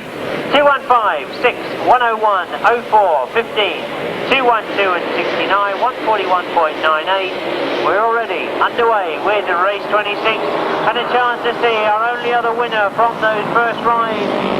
Duncan Tolhurst, number 74 in the programme. He indeed gets to the front once again, so he's had one win already this afternoon. Goes out there for his second one as he leads going down that back straight into the pit bend. He goes for the first time in this race, but he comes round off that bend leading. Looks to be going well this afternoon. Stuart Dempsey in second, Adrian Mower in third, Andy Gomm in fourth. That's how they go past us, and Andy Gomm now looking to go through on the inside of Adrian Mower for that third place. But no taking away from Duncan Tolhurst this afternoon. He does look to be in tremendous form. Well, off that pit bend he goes for the second time and almost loses the back end, but does well to hang on to it. Problems for Stuart Dempsey as he puts his hand in the air, coast down the circuit, making sure the rest of the rider can see him. some intelligent riding there from Stuart Dempsey. Done well to make sure that everybody avoided him. Duncan Tolhurst though, an enormous gap now that we've lost Stuart Dempsey between him and third place Adrian Mower. Charlie does look very impressive as he goes into his last lap this time.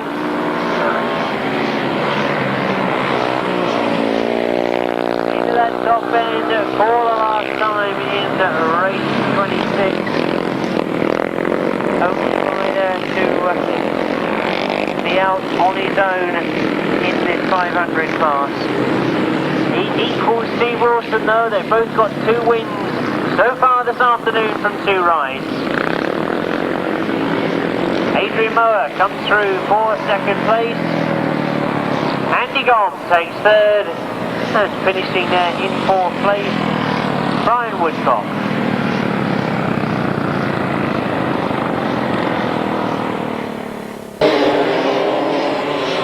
We look now again back to the 250s, and we're already underway with race 27. And I'm looking to see that this time we do see Dean Camier and Jamie Pantry out together as we look down that list of riders and watch them go as Dean Camier leads going into that pit bend, but very, very closely. Oh, it certainly got very tight in that top pit bend. Dean Camier leads from John Pilcher in second. Nick White's up in the third. Oh, Jamie Pantry back in fifth at the moment, not being able to make up any ground. The riders in front of him again. Jamie Pantry has put it down on that top end. So twice this afternoon we've seen Jamie Pantry put the bike down.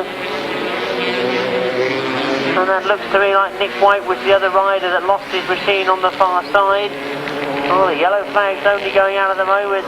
Dean Camier still leading from John Pilcher in second place at the moment. Oh, this 250 competition has certainly been very, very tight indeed. We've not seen any one rider storming away with point scoring. There's a lot of adding up as we watch to see Dean Camier come round to take the last lap flag. One more lap to go. John Pilcher scoring very well in this competition. Oh, number 300 is, of course, Robbie Giles.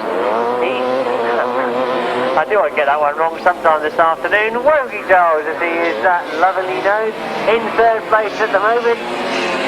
That's the way I've written it down, not the way it's pronounced. The second flag goes for number 44, Dean Camier. He takes another win this afternoon. John Pilcher in third, Wogie Giles in third, and number 71 finishing in 4th place there is Arthur Livings.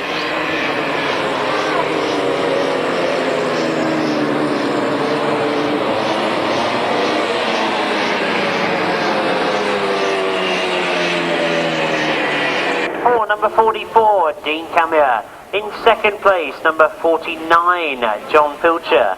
Third place, number 300, that's Wogie Giles. Fourth place, number 71, Arthur Livings. And fifth place, number 33. Sixth place, 495. Seventh place, number 5. Eighth place, 147. Ninth place, 181. 10th place, 20. And 11th place, 120. 151.86 the time.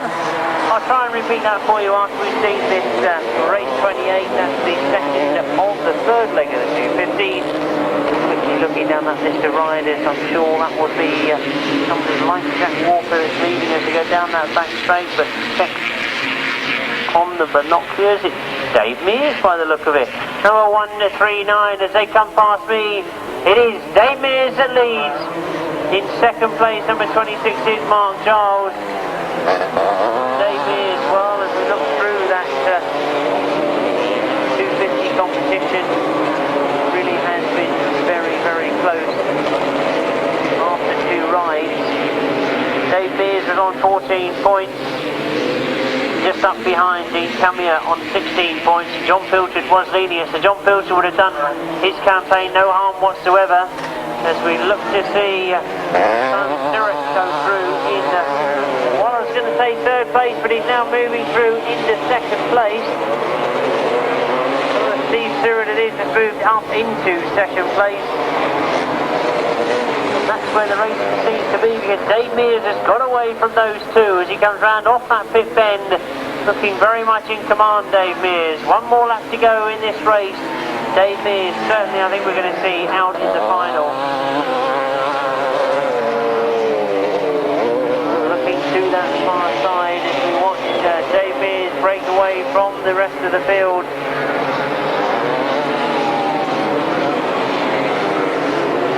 Mark Giles is still up there in third place. That's where the pressure is, but Dave Mears comfortably takes the checkered flag. Takes second and Mark Giles takes third. Number 48 Brian Cornelius takes fourth and followed home in fifth by number 247 Paul Steele.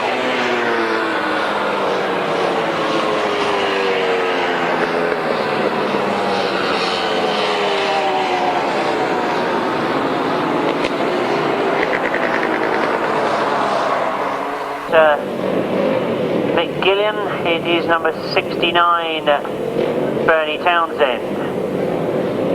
That's the change to your programme. Number 69 Bernie Townsend comes in place of number 100 Mick Gillian.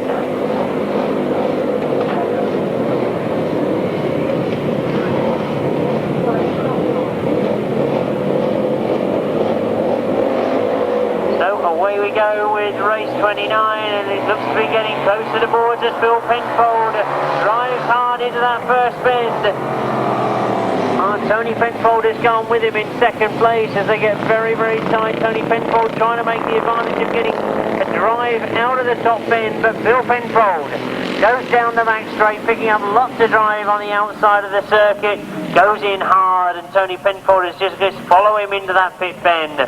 Can't see any way round at the moment because Bill Penfold and Nigel Shaw look very confident this afternoon. Number 25 Tony Penfold and Julian Wood holding second. John Arnott has now moved up into third place, but he's a little bit out of contention with that second slot at the moment. We will watch to see what happens as the race develops, because as they go down that back straight, you can see just how much drive Bill Penfold is getting. Look at the amount of earth that's coming off that back wheel once he turns the power on as he comes out of the bend.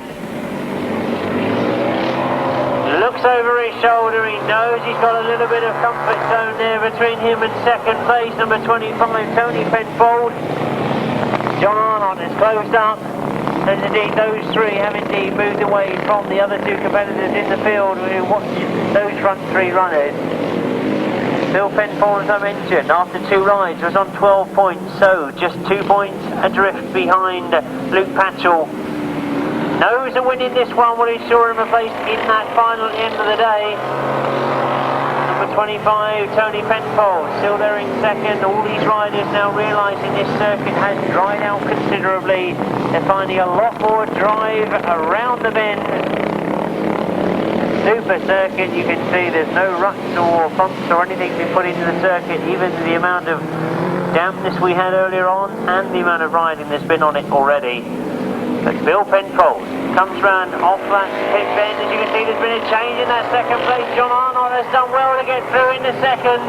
What a brilliant ride that from John Arnott and passenger Russell Steele. They've got through in front of Tony Penfold and Julian Wood.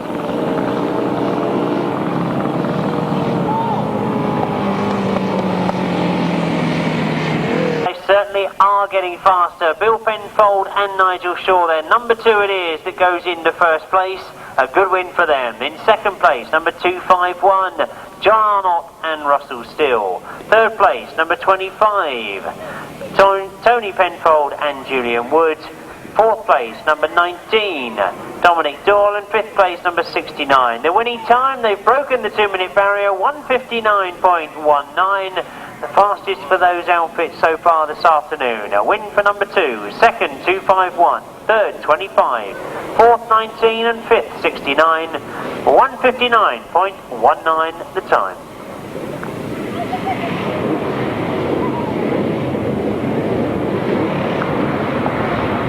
Race 30, we look at the lineup for race 30 and we get a chance to see once again in action number 808, Luke Pachol and Julian Browning. They are the only crew on a maximum. Other riders coming to the line are number 173, That, of course, is John Fish. He and Gary Moore on 11 points at the moment, so a good ride in this one will ensure a place in that final at the end of the day.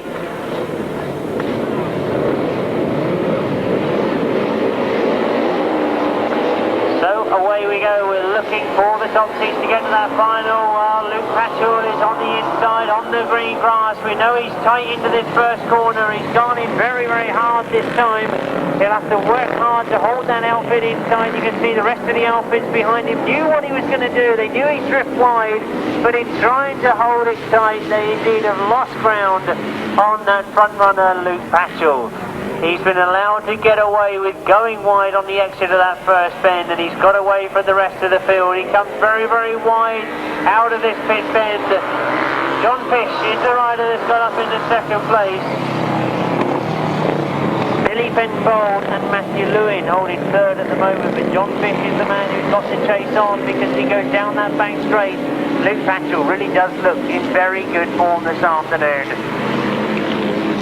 Flies into that pit bend. This is the bend I think that he and his passenger have got to work on. They do drift incredibly wide coming out of this top bend.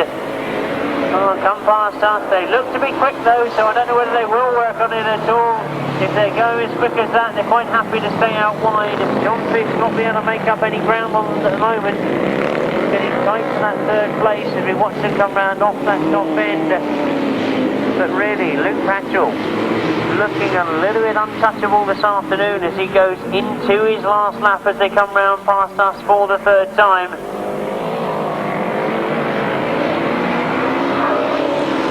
John Fish has still got that second place. Number 23, Billy Penfold, has still got third place at the moment. It's getting close, but nobody's actually changing positions at the moment. I wonder if there is going to be any change on this last bend. I don't think Luke Pachol is going to be caught at all. He comes round off that pit bend. Again, he's very, very wide, but he's very quick as well as he takes that checkered flag. It's another win, and he's third this afternoon for Luke Pachol. 173, John Fish takes second. Number 23, Billy Penfold and Matthew Lewin takes third.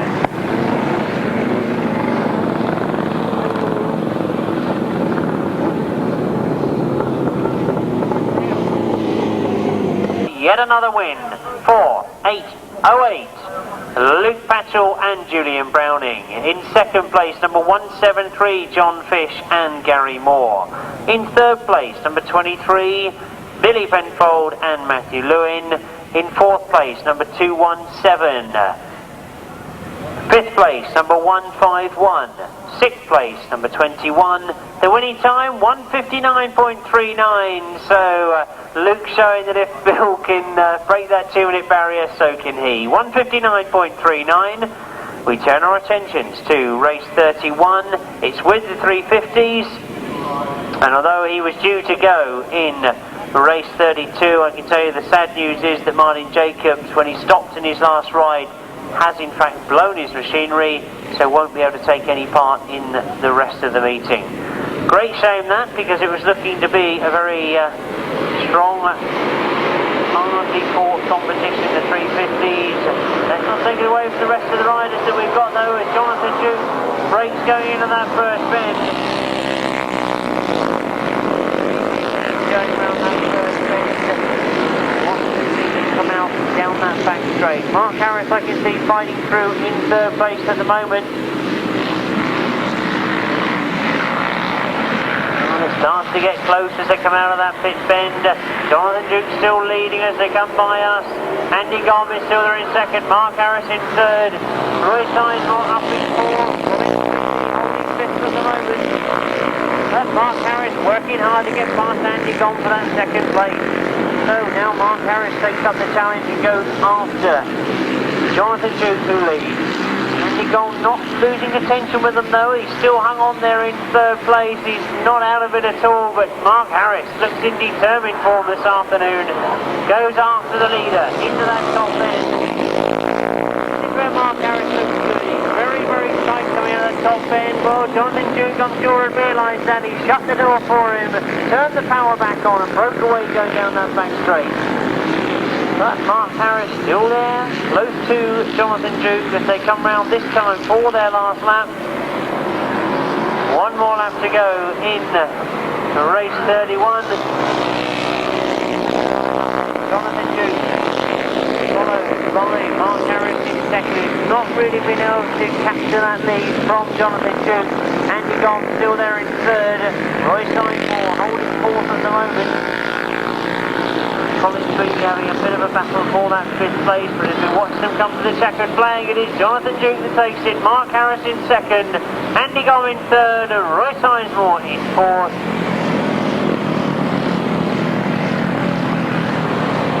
Number 48 there, Brian Cornelius, just stopping Colin Street from getting the fifth place.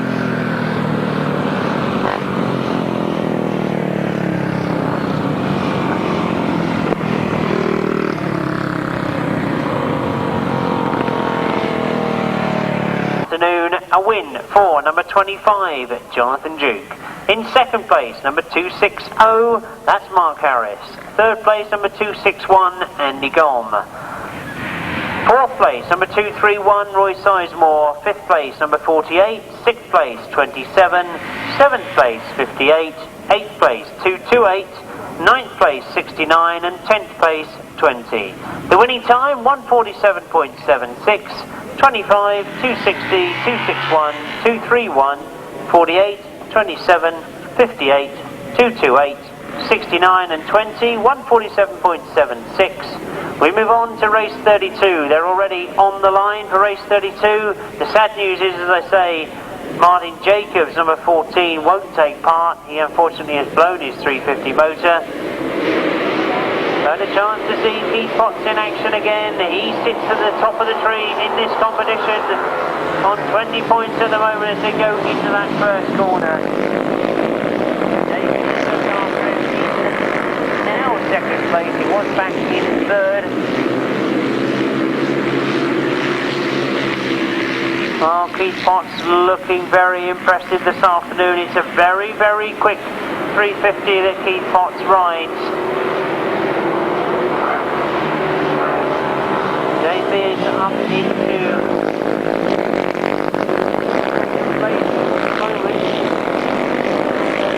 a little bit spread out as they go down that back straight. Dave Homer in third, but under pressure in third. That looks to be... Well, I thought it was number 21 as they come past. See that mark. Dropped into fourth place here. Looking to go after that third spot as we watch those three riders together. Really, Keith Potts in a world of his own at the moment in the 350 class. He's had 2 wins already this afternoon. He's coming round for his third as he goes into his last lap. Dave Mears holding second place, so Dave Mears scoring well. He was only 2 points behind Keith Potts. Mark Scopes has now got up into third place, so Mark Scopes going well at the moment. Comes off that top bend, holding third place. He's done well to get up into that third. The checker flag have been made ready this time as they come round. It is going to be a win once again for Keith Potts. He takes his third win of the afternoon. Dave Mears gets second. Number 21 is Mark Scopes taking third as 17. Dave Homer crosses the line in fourth. Of the 350 competition, so we'll quickly be able to now add the points up and decide who it is that goes in at final at the end of the day. Race 32 though, the result a win, and his third win of the afternoon for number 175 Keith Potts. In second place, number 139 Dave Mears. Third place, number 21 Mark Scopes. Fourth place, number 17 Dave Homer. Fifth place, number 26, and sixth place, number 36. The winning time, 144.66. 175, 139, 21, 17, 26, 36, 144.66.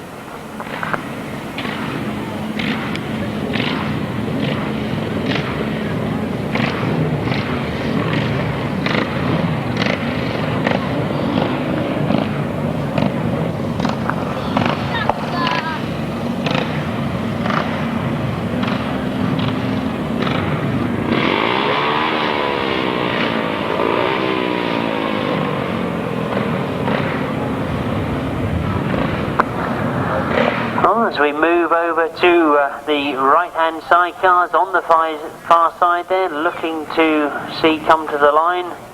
The 212, Chris Atkinson, well, he's on 11 points at the moment. Nobody in the right-hand sidecars, I would say, has managed to score a maximum so far. So, points have been taken off of all those first heat winners. Means it makes the competition very, very tight and very interesting. Tim Bennett, number 12, he sits on 12 points, equal at the top of the tree of the point scoring. They go down that back straight. John Phillips moving through very quickly on the inside. I think it's very close on that top bend. Let's see what's to come.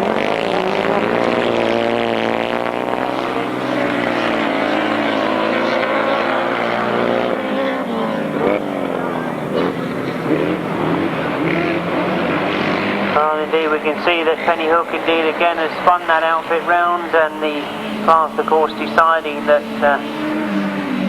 where that outfit is positioned, they bring the race to a halt.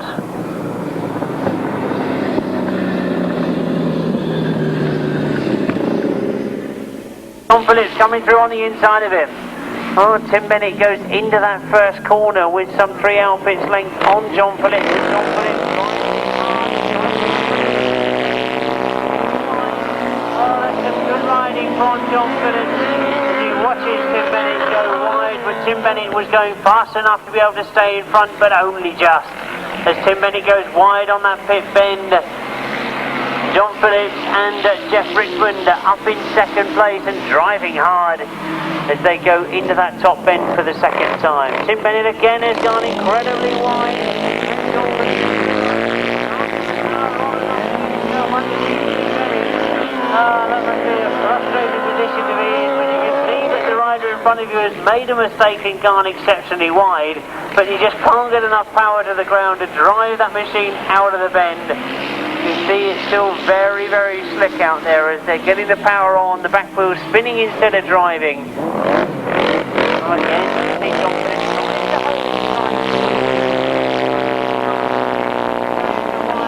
on the green grass, on the inside. Looks to driving hard, but again Tim Bennett has got the advantage going to this pit bend. A good scrap between these two. A battle of tactics as much as anything else, as Tim Bennett has got to take that wide line once again. He's got to keep the power on, drives in hard, goes in very, very hard, and forced to go out wide. John Phillips drives in hard on the inside, and the checkered flag goes. Well, I would say that I think it was just Tim Bennett that done it, but it was very, very close on the line. Well, a good scrap between those two. Of course, with the right-hand sidecars, their third leg and a chance to score points they may have missed earlier on this afternoon. A win for number 12, Tim Bennett and Jason Glennie. So another 7 points to them. In second place, number 333, John Phillips and Jeff Richmond. In third place, number 212, Chris Atkinson and passenger Bruce Friend. The winning time 141.01, 141.01, 12, 333, 212, 141.01. I've just left him last week. Oh yeah.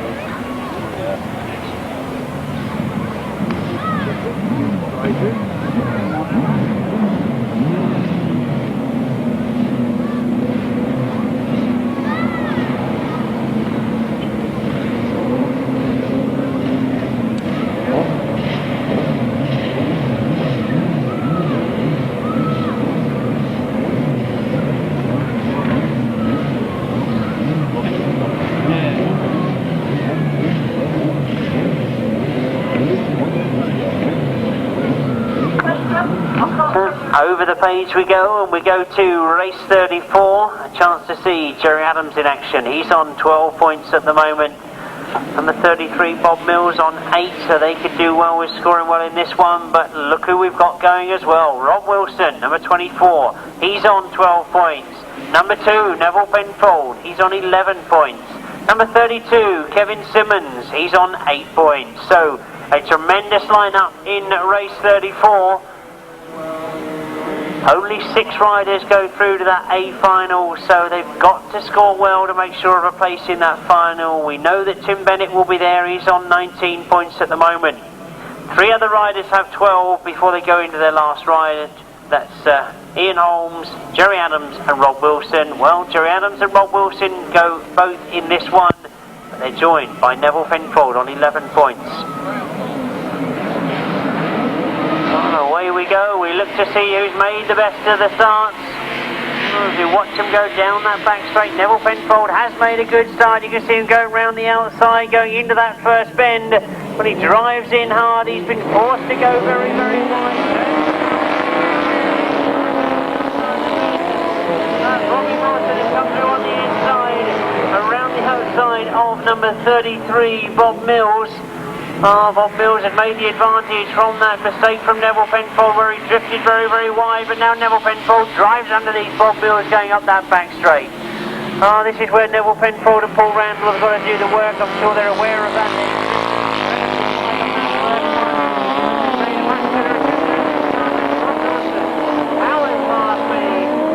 Jones lead from Nevill Penfold and Paul Randall in second, Bob Miles in third, and Jerry Adams back in 4th place at the moment. He was up the top of the point scoring, so Jerry Adams will be desperate to get back into a good position at the front of the field, but he's got a lot of work.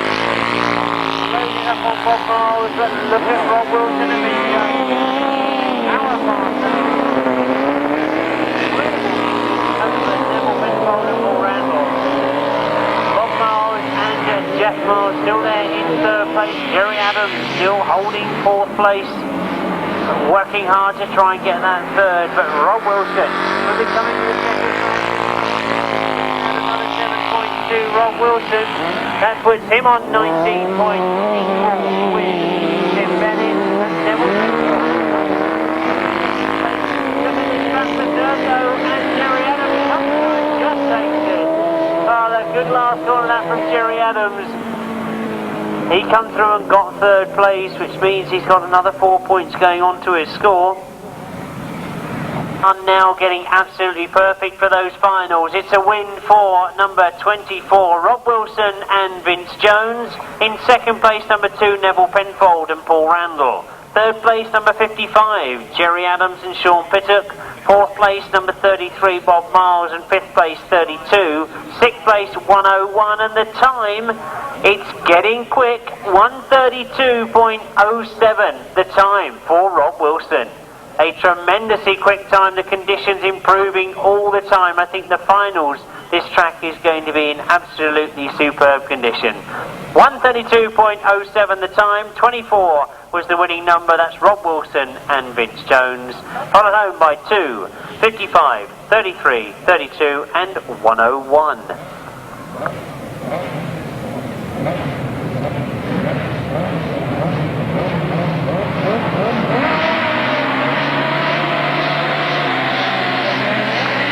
So away we go then with race 35, looking to see who we got in this one. And of course Mick Cave goes in this one, number 5. He had a good ride second time out, make up for a very poor ride first time.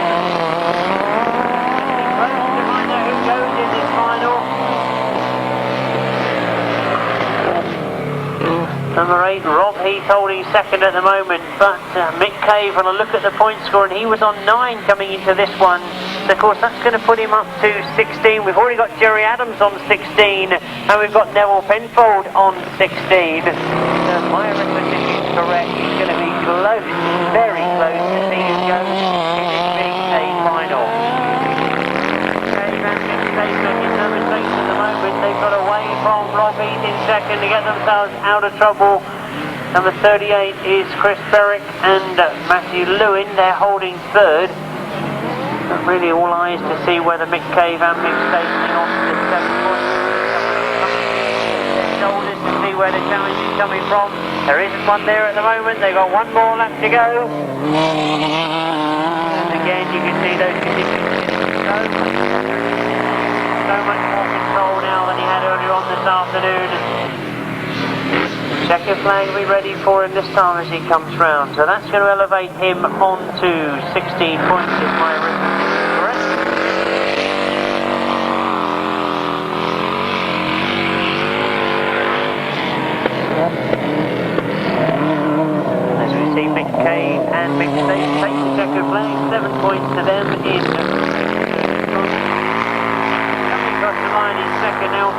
number 8, that's Rob Heath. And in third place, outfit number 38, Chris Berwick. 38.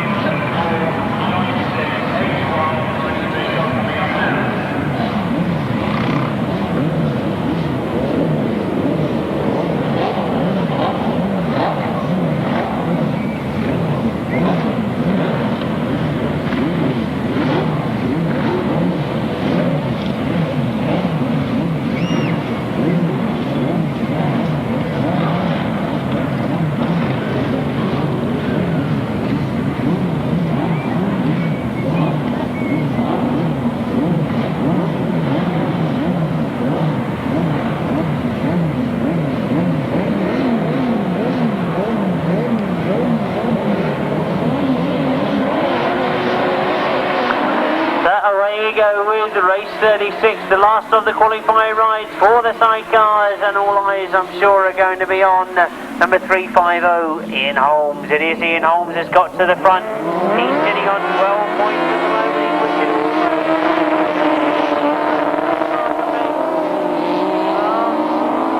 Certainly looks to me as if Mick Baxter is getting used to Pete Colby's machinery as he goes round the outside on that pit bend. A brilliant corner from Mick Baxter. Remember, it's Mick Baxter that's the driver on Pete Colby's machine. We're calling it 99, but it's Mick Baxter with Pete Colby's passenger on that outfit as well.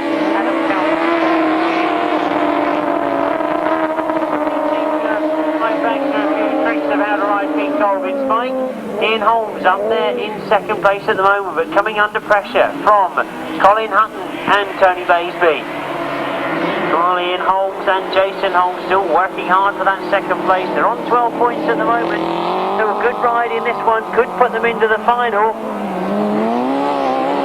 Big Baxter going well at the moment. Hard enough to take the last lap flag. Ian Holmes still there in second place. I thought that Colin Hutton was going to get close to put Ian Holmes under a lot of pressure, but it does look as if he's managed to hang on to that second place, which by my reckoning gives him 17, which means I think a good win that from Mike Baxter. I'm sure he's enjoyed riding out there on Pete Colby's bike instead of standing watching. And indeed, very sporting of Pete Colby, who we're told his shoulder was playing up a little bit this morning. So great that Pete Colby allowed Mick Baxter to have a go on his helm. Certainly got used to it, didn't he?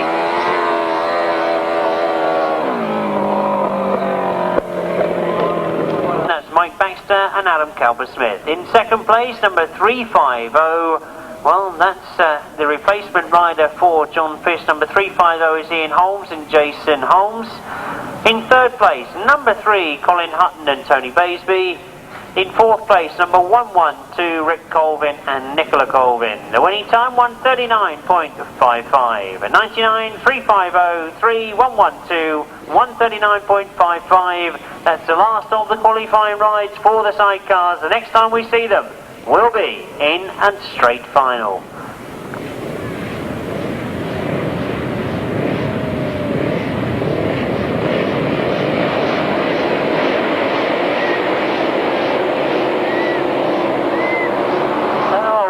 With the last rise of the 500cc class, and as they go flying into that bottom bend, you can check up on the points as they go so far. We've got in the 500s, number 74, Duncan Tolhurst and Steve Wilson, maximum 20 points at the moment.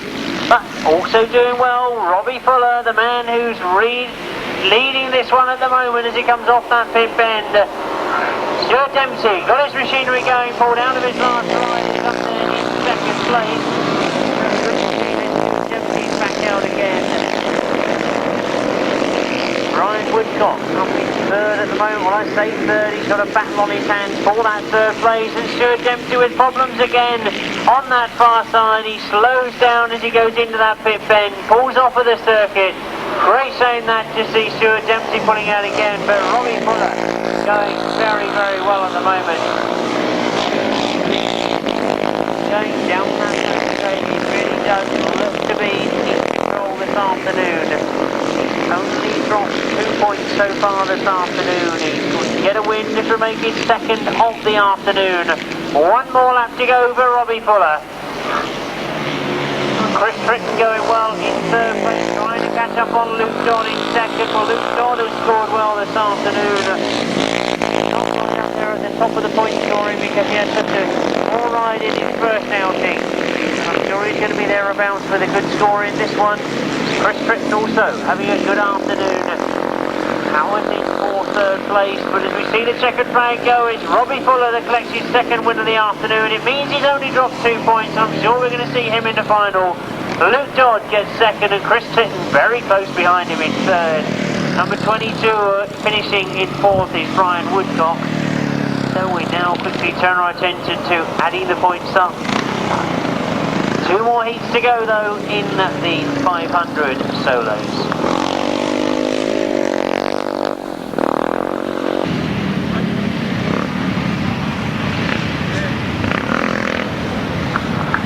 Race 37, a win for number 6, Robbie Fuller. I'm sure you've all got that number 6 in there already. In second place, number 65, Luke Dodd. Third place, number 3, Chris Tritton. Fourth place, number 22, Brian Woodcock. In fifth place, number 261, Andy Gom. Sixth place, 19. Seventh place, 174.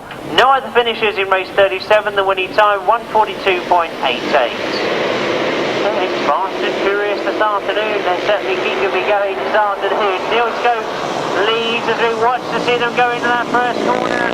We get a chance to see Duncan Tolhurst in action again. He hasn't been beaten this afternoon as he comes into his third ride.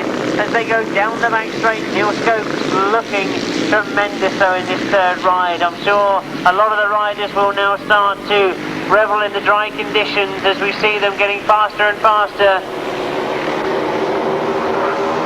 The damper conditions earlier on may have been an advantage to Duncan Tolhurst, but he's staying with Neil Scopes at the moment. Chris Underhill in problems back in fourth place, but he manages to recover from it.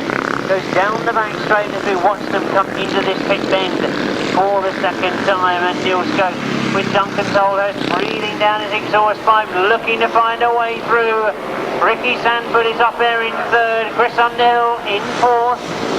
Oh, he's really all eyes on those top 3, and holding fourth place at the moment is number 73, Julian Phipps. But I think all the action is going to be at the front, if there's going to be any, because Duncan Tolhurst is now closing on Neil Scopes. He's showing him his front wheel, he knows he's there, so Neil Scopes will turn the power on coming out of the bend. Goes close to the boards as he comes past us. Ricky Sanford still there in third.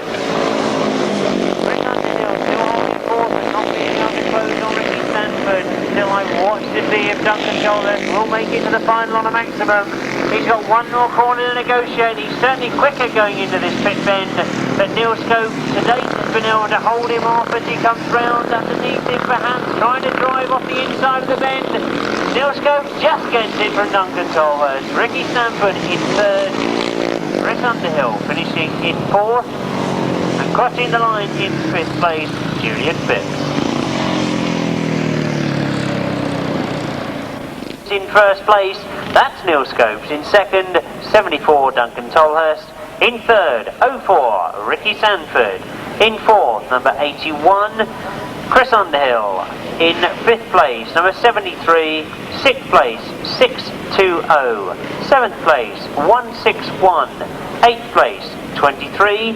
Ninth place, 69. 10th place, 201. The winning time, 144.62.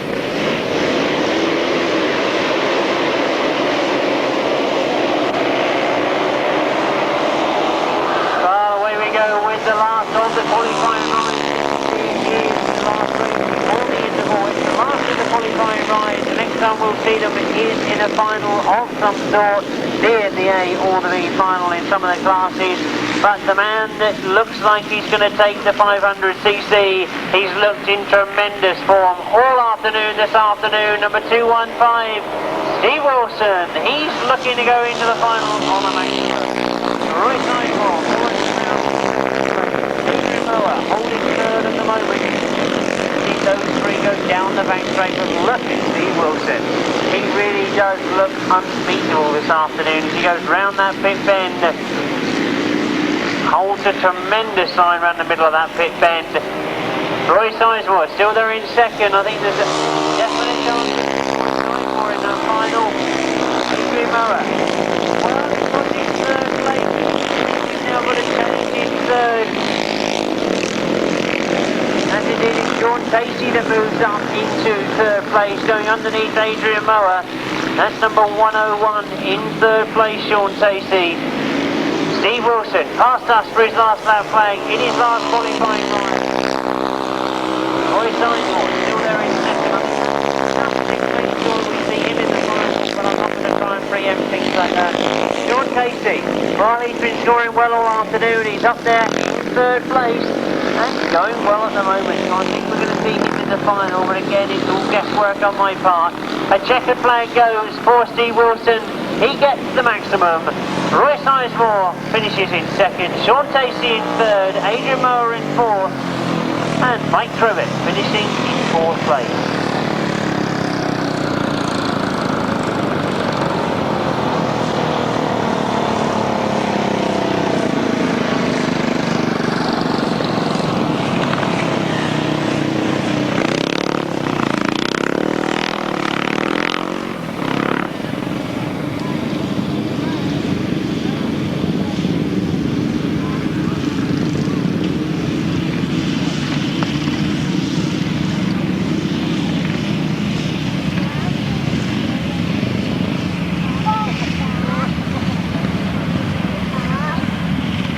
Race 39, it's event 3, the last of the qualifying rides this afternoon. You can see the marshals and St John are standing down, but let's keep those official results going. It's a win for number 215, Steve Wilson. In second, number 231. That, of course, is Roy Sizemore. In third place, number 101, Sean Casey. Fourth place, number 154, Adrian Mower. Fifth place, 123. Sixth place, 888. Seventh place, 158. Eighth place, 212.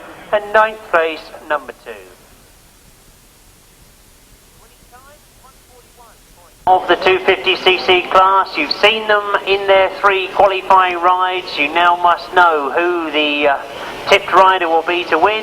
I'm sure one or two of you have got a good idea who you think's going to win the 250 this afternoon, but we've seen some mixed fortunes in the 250 racing. Do you remember back to the earlier events of the afternoon? Dean Camier has had some good rides, but he's also had mechanical problems. John Filcher has ridden consistently all afternoon. We watch to see them break as they come past us. For the first time, it's Brian Cornelius that gets the start to go into that first corner. Dean Camier has gone around the outside of him. Well, I see all sorts of problems on that first corner as we look to see a fallen rider on that first bend. But as we watch to see them break down that back straight, making the better of that first bend is Dean Camier. He gets into the lead and goes around that pit bend leading from, I think at the moment, 139. It is 139, Dave Mears. Steve Sarrett, who's had a good afternoon, is up there in third place. So Steve Sarrett will desperately trying to close. Jamie Pantry a long way down the field. He had a brilliant ride first time out this afternoon, but he slipped back down the field in this final as we watch to see the rest of the riders closing up on our leaders. As you can see, Dave Mears trying to get on terms with Dean Camier. Oh, Dean not long out of youth riding. He's going very, very well on a very quick 250. Steve Sarrett still leading that group of riders from third place backwards. Watch them go down that back stage. It is Dean Camier, Dave Mears still trying to close as those two really have got away from the rest of the field. Steve Sarrett still there in third, but it's these front two that all our eyes are on because they've got one more lap to go. Dean Camier still leads from Dave Mears in second place. Dave Mears, a very experienced 250 rider, will be trying every trick he knows to get round Dean Camier as they get into that last bend. It all starts to close up as they go into the last bend. It is that pit bend and Dave Mears has gone for the the outside line. He's going to take some doing to get round the outside of Dean Camier. He's tried very hard, but it's close to the line, but Dean Camier just gets it from Dave Mears in second. Steve Surratt gets third. Oh, that looked to me like number 300 it was, come across the line in the fourth place. That's Robbie Giles. So indeed, a tremendous way to start the finals off this afternoon. Dean Camier riding brilliantly on that 250. Dave Mears fought every inch of the way, but indeed not enough to get round him on that last bend. Dean Camier takes the 250 final.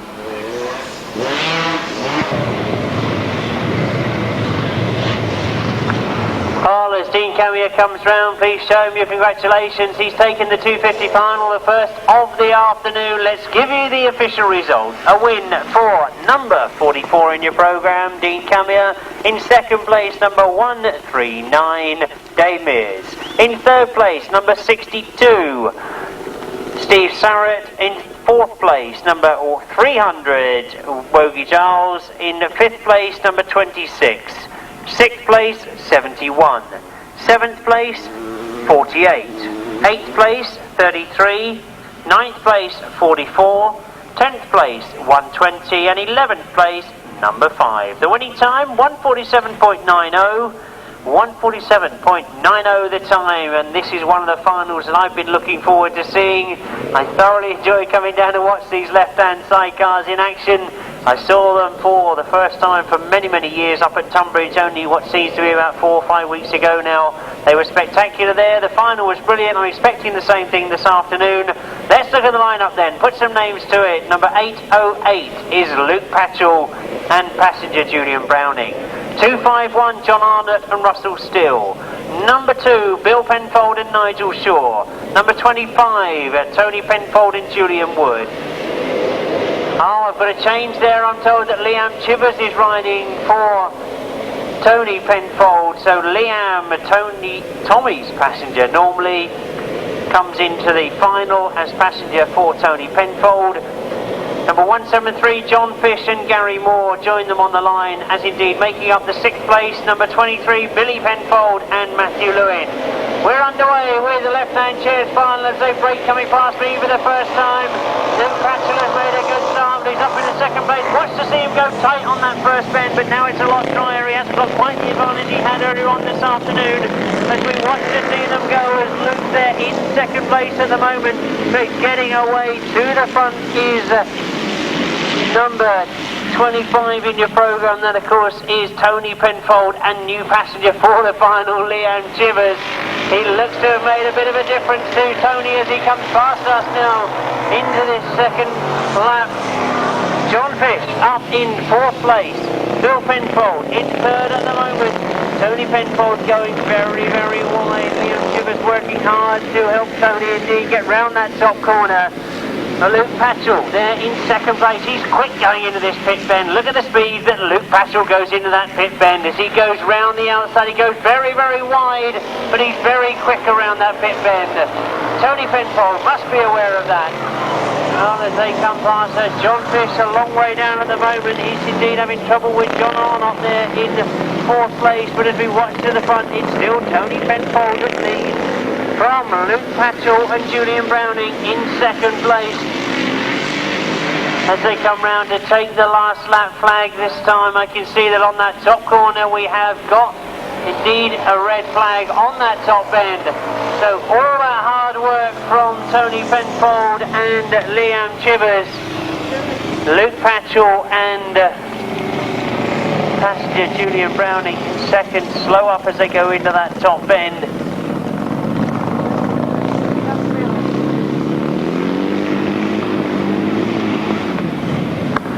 Oh, a great shame that. I was looking forward to that final, and it looked to be the sort of final that I'd been looking forward to. There was some great racing there from those outfits, and we wait to see what happens. Will we be seeing that all again, or indeed will we take the result as they came across? Especially, I think that probably explains it the best I possibly can. It means that we have got a result for the left-hand sidecars final. It's as they cross the line. A win for number 25, Tony Penfold and Liam Chivers. In second place, number 808, Luke Pachol and Julian Browning. In third place, number 2, Bill Penfold and Nigel Shaw. Fourth place, number 173, John Fish and Gary Moore. Fifth place, number 251, John Arnott and Russell Steele. No time, of course. And indeed, race 41, a win to number 25, Tony Penfold and Liam Chivers. Race 42, we're into the 350 final. I'm glad I give you all these numbers out earlier because I wouldn't have had a chance to do it, would I? They're already on the line and they're ready to go. As we get underway, it's Keith Potts that leads going into that first bend. Keith Potts, who is very impressive all afternoon this afternoon, leads to come round off that first bend. Jonathan Duke has gone after him going down that back straight. You remember, of course, that we don't have any Martin Jacobs. He did have a blow-up earlier on this afternoon, so we don't see him out here in this final. But Keith Potts has looked very impressive this afternoon.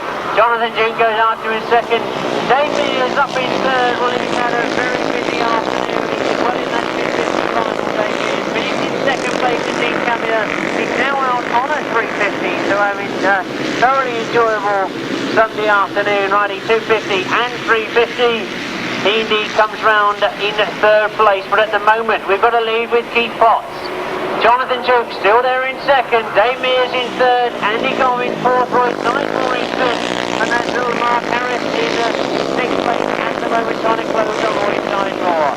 But look at the lead that Keith Potts has got. He really has ridden brilliantly this afternoon. He's done so very well all afternoon. He's come out and done it again in the final as he goes into his last lap. One more lap to go for Keith Potts. Jonathan Duke still there in second, managing to hold off Dave Mears in third. And he's on now having a go at Roy Sidemore for that fourth place. At the moment, in fifth, we see the change and Jonathan Duke has got problems. Jonathan Duke goes out on the far side. It means that Dave Mears moves up into second, as indeed he was in the 250. Out on his 350, he's up in the second, but Keith Potts, no, taking it away from Keith. A brilliant ride in the 350 class. Dave Mears takes second, Roy Sidemore in third, Andy Gomm in fourth, Mark Harris in fifth, and it means that Mark Scopes gets up in that very important sixth place. Oh, I'm sure the riders will come round to you once again, but a brilliant ride from Keith Potts. There was nobody going to catch him. He made sure of that. Finally it turned out to be for those supporters of Keith Potts. A fabulous win for him. 175 the number that goes into first place, leading the official result of race 42. In second place, 139 Dave Mears. He's had a busy afternoon but a very fruitful afternoon. He's second in the 250 and 350. In third place, number 231 Roy Sidemore. Fourth place, number 261 Andy Gomm. Fifth place, 260, Mark Harris. Sixth place, number 21, that's Mark Scopes. And in seventh place, 25. Eighth place, 27. Ninth place, 26. 10th place, 17. 11th place, 36. And 12th place, 58. The winning time, 1:43.46. Those numbers again, I can see we've got the sidecars coming out, but I'll quickly run through them. 175, 139, 231, 261, 260, 21, 25, 27, 26, 17, 36, 58. The winning time, 1:43.46. So over the page we go. Race 43, we're into the B final for the sidecars. Let's again try and put some names to it. Number 212, Chris Atkinson and Bruce Friend. Number 38, that of course is Chris Berwick and Matthew Lewin. 99, remember, Mike Baxter, and not Pete Colvin, Mike Baxter and Adam Cowper-Smith. Number 18.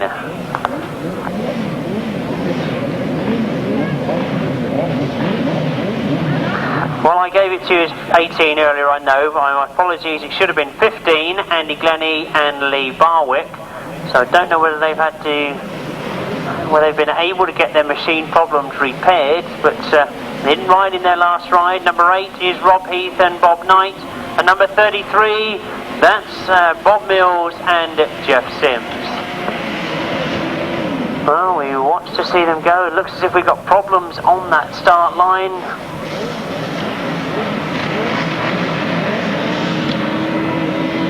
Oh, indeed, it doesn't look as if we've got Andy Glennie. I can't quite see through a few of our officials that are over there with the binoculars, but... Well, as we get underway, we've got 6th, but I don't see Andy Glennie, so we'll pick that up for you as they come round. At the moment, we've got Chris Atkinson going into that first corner, and he gets very, very close. That looks to me like Mike Baxter. Chris Atkinson leads from Mike Baxter in 2nd place. And as they go into that top corner, we've got yet another change. As you can see, we've now got an outfit move through into 2nd place. But as I say that, Mike Baxter goes round the outside. So a good scrap this one in the Sidecar B final as Mike Baxter goes very quickly into that top end. Chris Atkinson turns hard but goes wide.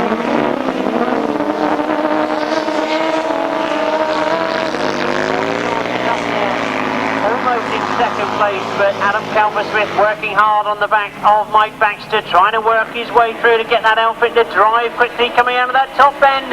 Indeed he does. Some brilliant work from the passenger there to make sure that it wasn't going to spin too much. Get it some drive coming out of the bend, and Mike Baxter turned it on just at the right time.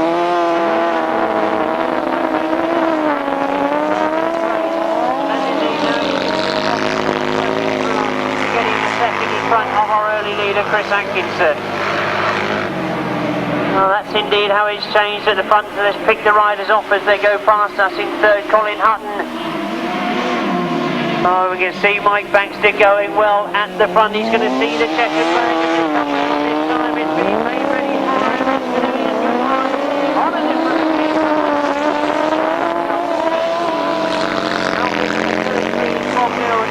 Simmons. And Chris Atkinson, the early leader, and Bruce Friend finish in 3rd place. Colin Hutton and Tony Baisby get 4th.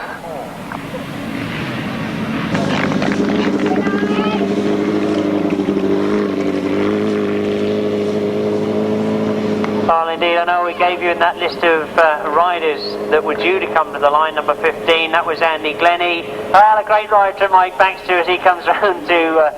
show you he's enjoyed it as much as anybody this afternoon. A win for number 99, Mike Baxter and Adam Calver-Smith. In 2nd, number 33, Bob Mills and Jeff Sims. In 3rd place, number 212, Chris Atkinson and Bruce Friend. In 4th place, number 3, now that was the replacement, he was the reserve rider and came in because Andy Glennie wasn't able to make the final. That's number 3. In 4th place, Colin Hutton and Tony Baisby. In 5th place, number 8, that of course is Rob Heath and Bob Knight. And in 6th place, number 38, Chris Berwick and Matthew Lewin. The winning time, 1:38.07. 1:38.07. We move rapidly on. Let's give you those numbers quickly. I would say from race 43, 99, 33, 212, 3, 8 and 38. 1:38.07. We're into the 500cc B final. Well, I thought they were about to go, but there was one rider missing. They now indeed let them go as we watch them come by us for the first time. We've got some very good riders in this one, although it is only a B final. I say only. Julian Browning is a full figure on the inside, number 22 is Brian Woodcock, who makes the break coming out of that top bend. So it is Brian Woodcock that leads going down that backstage. Chris Tritton now comes in on the action. He's moving through into 2nd place in front of Julian Phipps. And as you can see, Brian Woodcock has gone tremendously wide. Chris Tritton now moves through and takes over the lead.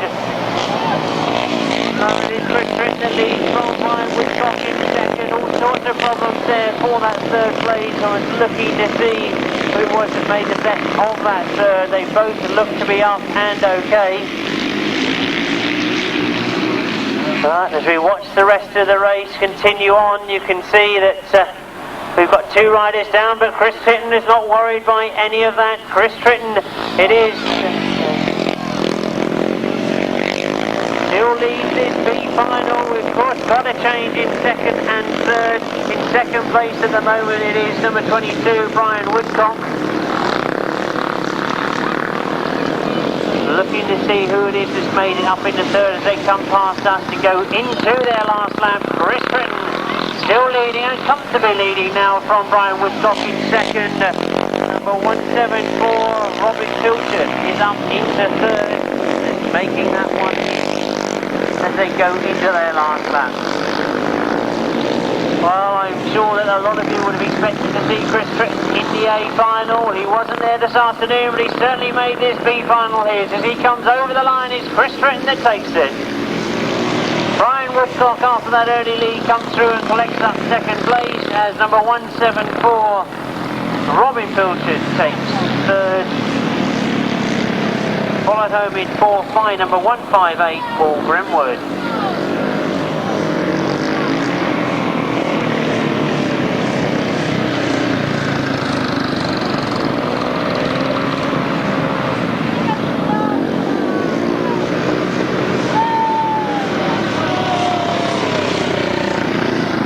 500cc B final and full of events. It was a win though for number 3, that's Chris Tritton. In second place, number 22, and of course 22 was Brian Woodcock. In third place, number 174, Robin Pilcher. In fourth place, number 158, Paul Grimwood. In fifth place, number 19, John Trevitt. Sixth place, number 212.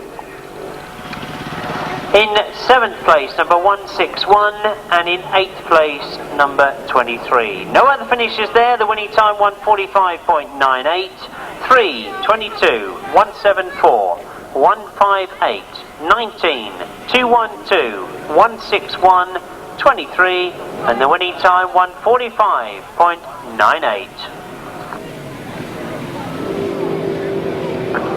Oh, race 45, and they're still continuing to keep me going and keep it very quick and fast and furious this afternoon as we come to the line for the big right-hand sidecar final. It's race 45 in your programme. Let's put some names to the numbers. I gave you the names already, but number 12 is, of course, Tim Bennett and passenger Jason Glennie. Number 5 is Mike Cave and Mike Stace.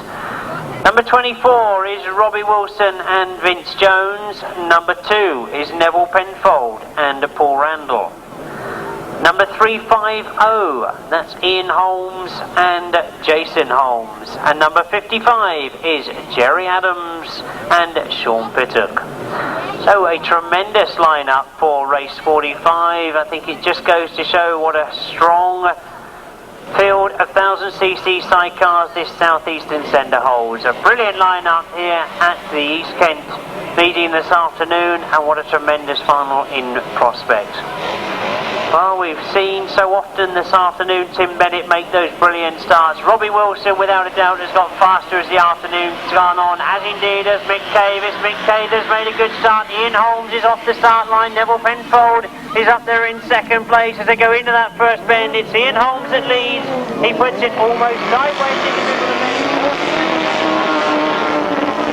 That's lost a lot of ground for Nevill Penfold. It means that Mick Cave and Mick Stace get to the front, but Rob Wilson is after them as they go into that pit bend for the first time. Nevill Penfold goes round the outside of Ian Holmes and Jason Holmes, but to the front goes Robbie Wilson as he goes into that top bend. I said he's got quicker as the afternoon has gone on.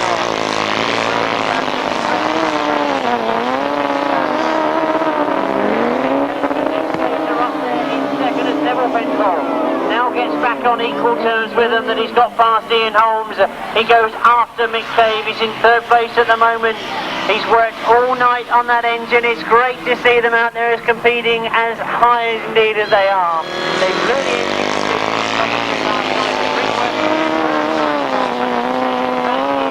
and what a great show they've done.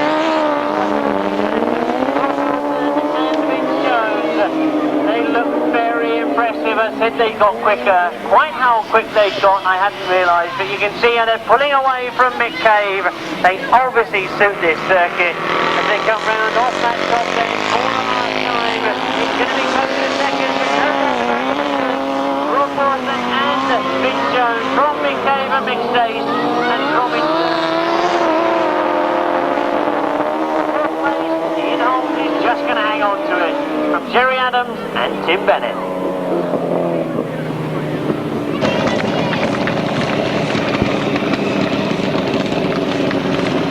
Well, as the sidecars come round, indeed, show your congratulations, because all four of these crews rode brilliantly well this afternoon.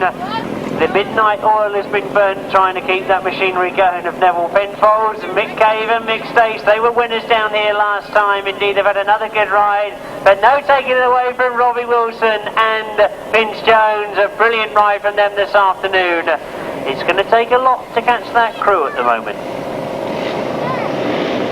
The official result of race 45, it was the right-hand sidecar A final, a win for number 24. I'm sure you've all got that one in already. Rob Wilson and Vince Jones. In second place, number 5, Mick Cave and Mick Stace.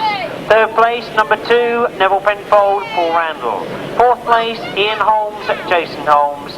Fifth place, number 55, Jerry Adams, Sean Pittock. Sixth place, number 12, Tim Bennett and Jason Glennie. 1:31.04 the time.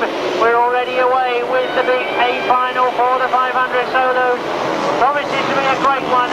Steve Wilson comes into this final unbeaten this afternoon. He's got out there with him Duncan Tolhurst, Robbie Fuller, and indeed that's how they go down that back straight. Steve Wilson leading from Duncan Tolhurst in second. Robbie Fuller is up there in third. That looks like Sean Tacey up there as well as I look at them at the moment. It could be a mistake on my part, but it is indeed Ricky Stanford who's in fourth.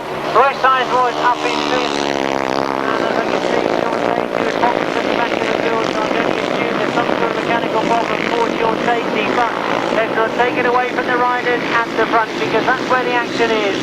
Steve Wilson, unbeaten so far this afternoon. He comes into this final on maximum point scoring from those qualifying rides. Past me in first place. Duncan Tolhurst has ridden some brilliant qualifying. He seemed to suit the winning conditions earlier on a lot better, but now he's making sure everything's a farm and holds on to that second place. Robbie Fuller, no answer to Duncan Tolhurst at the moment, but closing all the time. And Ricky Stanford closing up on Robbie Fuller.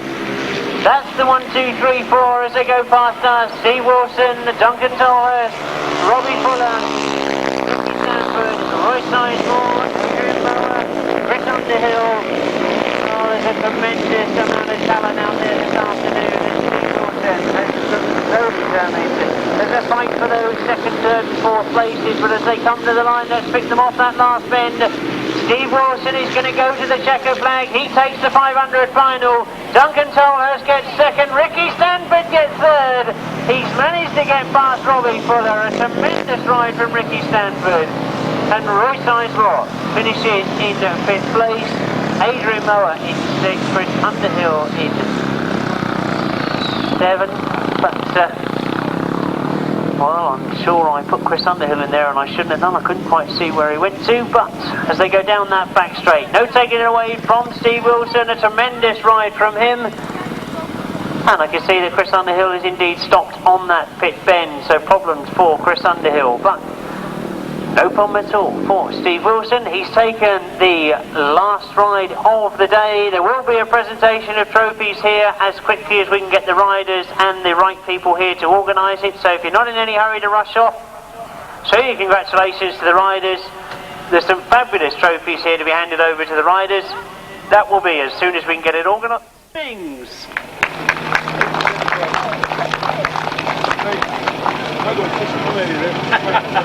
Cheers.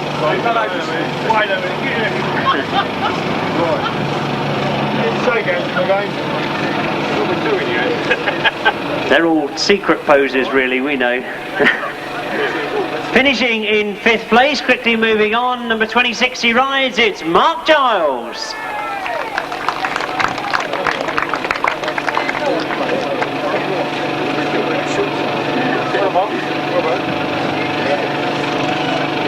We move up the places, we get to fourth place, and I will make an open apology to this man. I was told earlier on this afternoon that his name is Wogie. I said, no, I can't believe that. That is ridiculous. How can I keep saying all afternoon somebody is Wogie? I'm bound to call him Woggy before too long. And what happened? Yes, I did. I called him Woggy. I do apologise. I've since found out. In fourth place, number 300, is actually Terry Giles.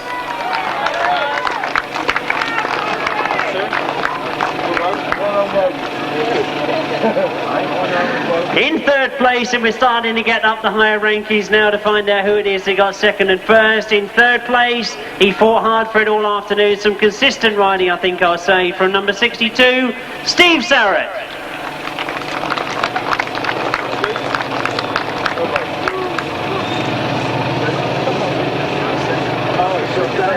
In the 250s, he rode in the 350s as well, but in second place in the 250s, I think he even travelled a few more miles than I did to get here today. It's number 139. He's had a great afternoon's racing, Dave Mears.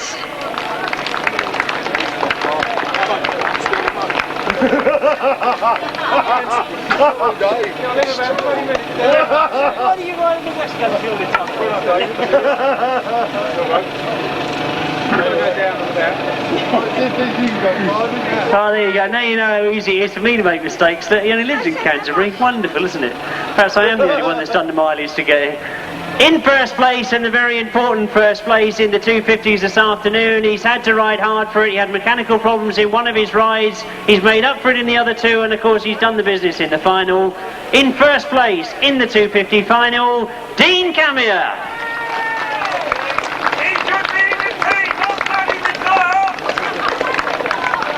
Pardon?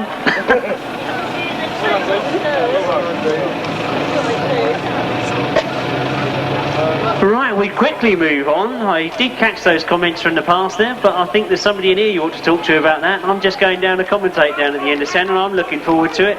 So one might possibly see him riding down there. We move on to the left-hand sidecars, and this one is going to get confusing towards the end of it. You'll see what I mean when I get to it. I thoroughly enjoy watching the left-hand sidecars. I get all these conversations when I stay behind and have a few drinks in pubs and things about how good they are. I saw them at Tunbridge a few weeks ago. It doesn't seem like too many weeks ago. They were spectacular there. They've been spectacular again this afternoon. I'm sure we're going to see a lot more of them. In fifth place, number 251, John Arnott and Russell Steele.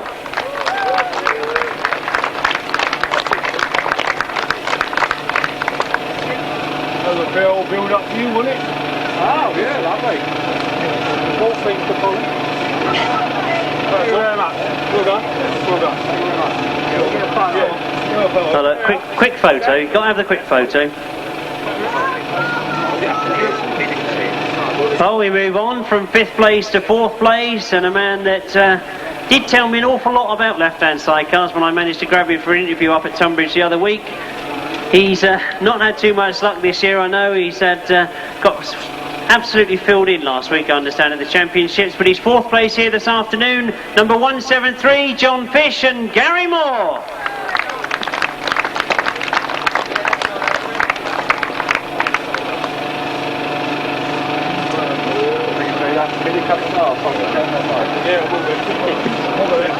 That's it, 6 months apiece.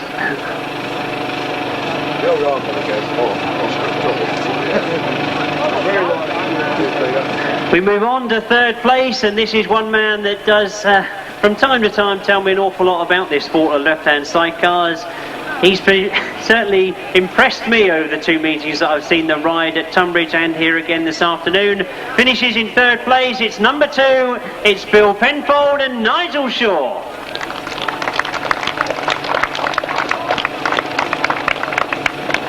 No Bill Penfold and Nigel Shaw. There's always one lets me down, and I knew it was going too well. Well, they're not here to collect it. That's one you've gained. We move on to second place in the left-hand sidecars. Number 808, that very colourful outfit. Dead easy for people like me to spot when they're going round. Some interesting lines I noticed this afternoon. It is Luke Pachol and Julian Browning.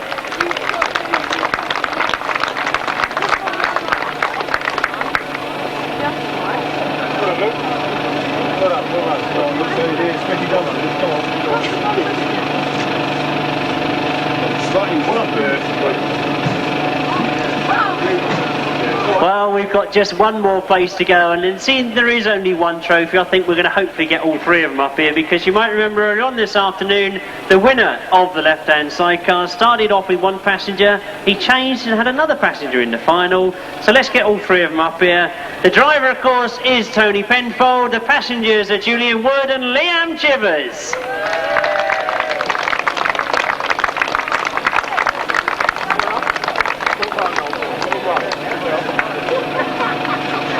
Four in the butter. Come on, where's he got?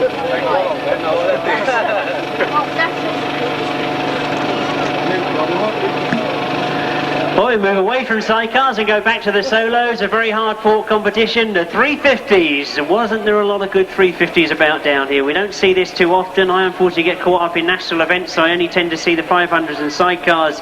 Nice to see 250s and 350s here this afternoon. In 6th place, we'll start there at 6th place again, a name I'm sure we're going to see a lot more of in the future, Mark Scopes.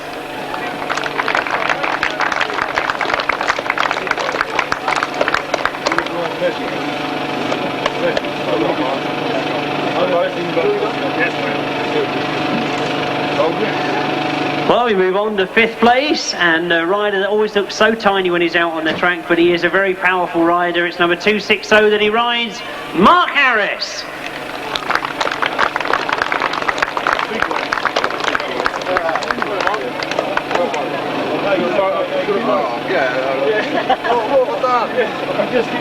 Why are they all so shy? We move on to 4th place, number 261, the riding number, and of course that's the riding number of Andy Gom.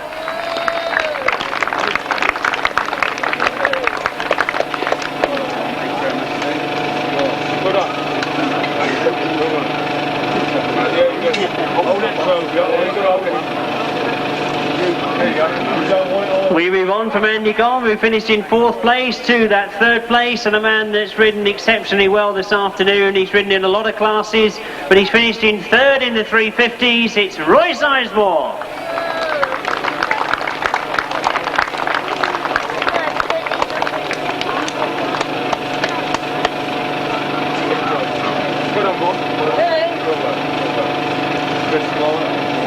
So as we have the pictures taken for Roy Sizemore, we move on to 2nd place, and another rider that's worked exceptionally hard this afternoon. He's finished 2nd place in 2 of these competitions. We've seen him already in the 250s, got 2nd again in the 350s.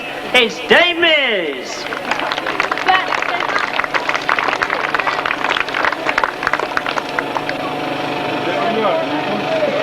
Well done, Dave.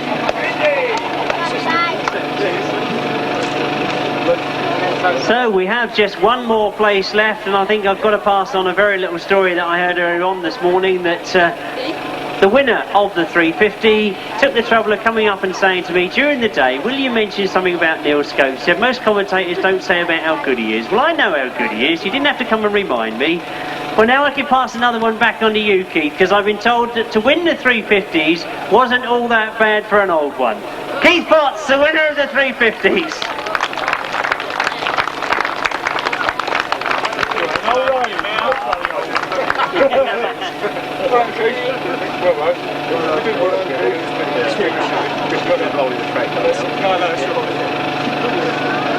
A brilliant afternoon's racing from the 350 class. What can you say about the right-hand sidecars? We move on to them now. Indeed, some brilliant racing. A lot of them with a few tired eyes, combined with mine as well. They were up at Coventry last night. Indeed, I think they've all ridden exceptionally well here this afternoon. Finishing in 6th place. The standing joke with this rider is that he's the best and the quickest out of that start gate. He tried to prove it to me again here this afternoon. It's number 12, Tim Bennett and Jason Glennie.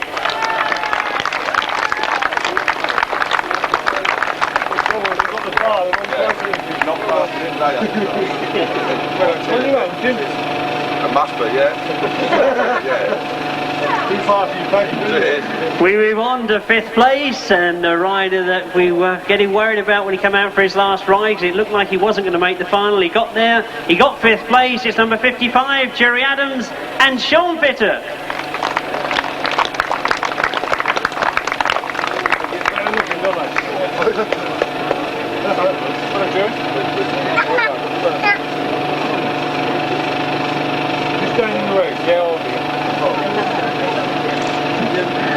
As we move on to 4th place, as Jerry and Sean go back into the crowd, we've got 350 in 4th place. A rider that I haven't seen too much of, but I'm sure I'm going to in the future.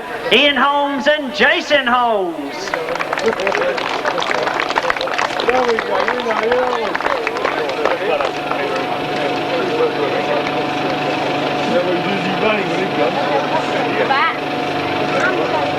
Thank you. We move on to third place, and this was one of the crews that was burning the midnight oil. They blew an engine last night, they put another one in. They claimed they went to bed at 5 o'clock. They thought they may as well get a couple of hours sleep, so we'll probably have a job getting them up here to collect this trophy. It's number 2, it's Nevill Penfold and Paul Randall.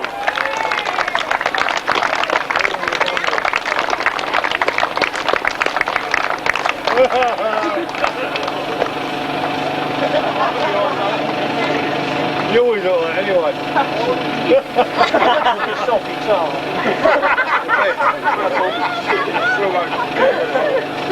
There you go. Hold on, dude. That's it. Oh, six it. That's yours. You might be trying to beat me. So with third place, the photograph's taken. Nevill and Paul make their way back and make sure they don't fall over at all, because they have both fallen asleep. In second place, number 5. Well, number 5 told me in the pits this morning that the last meeting they had down here, he was the victor in the sidecar class. He's second this afternoon. It's Mick Cave and Mixed Ace.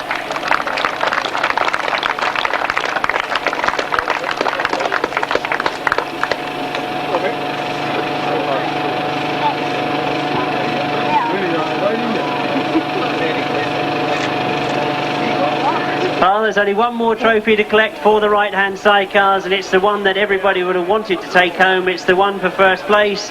I don't think anybody can deny it of this crew this afternoon. They've ridden brilliantly here this afternoon. I'm sure they got faster and faster as the day went on. It is, of course, from Staplehurst, Rob Wilson and Vince Jones.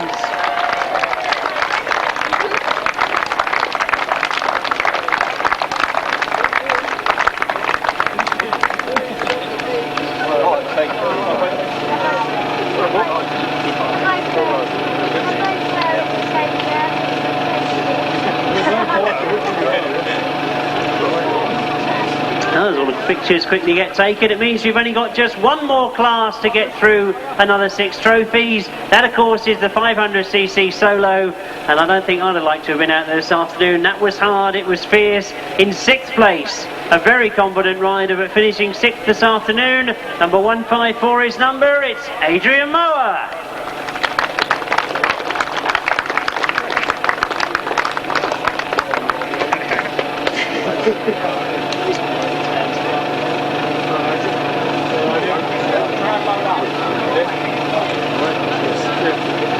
Well, you've seen this man up here before. You know that he's been in all the classes. He's ridden very, very hard this afternoon. He's finished 5th in the 500cc class. It's Roy Sizemore.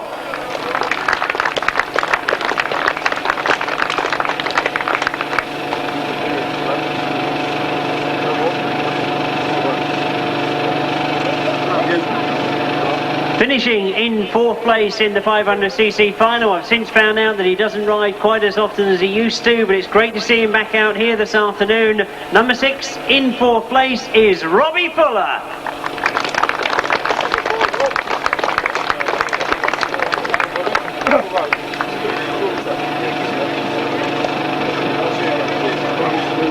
Finishing in 3rd place, and I know I did manage to get his name wrong a couple of times this afternoon, but we'll try and concentrate now. He rides 04, which is always something easy to spot. It's Ricky Stanford.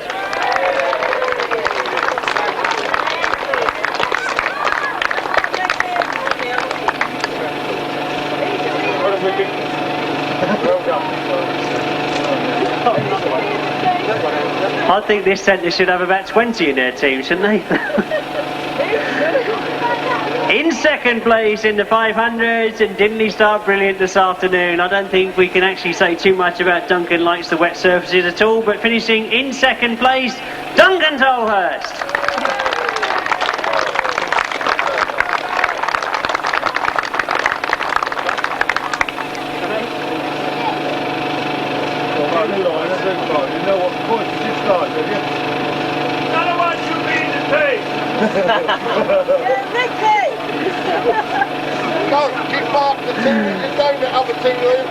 So while all the arguments continue about who goes in what team, I'm going to be interested to see who turns up now at this Intercentre. It's getting fascinating. You want to hear what goes on in the Southern Centre? They've got a job finding 1 to go in the team, let alone 3. The winner of the 500cc class here this afternoon. He rode brilliantly. He was unbeaten in this class this afternoon. What can you say? There's no more you can really say, but the fact that he was the eventual victor. He finished in first place. He collects the biggest trophy. It is, of course, Steve Wilson.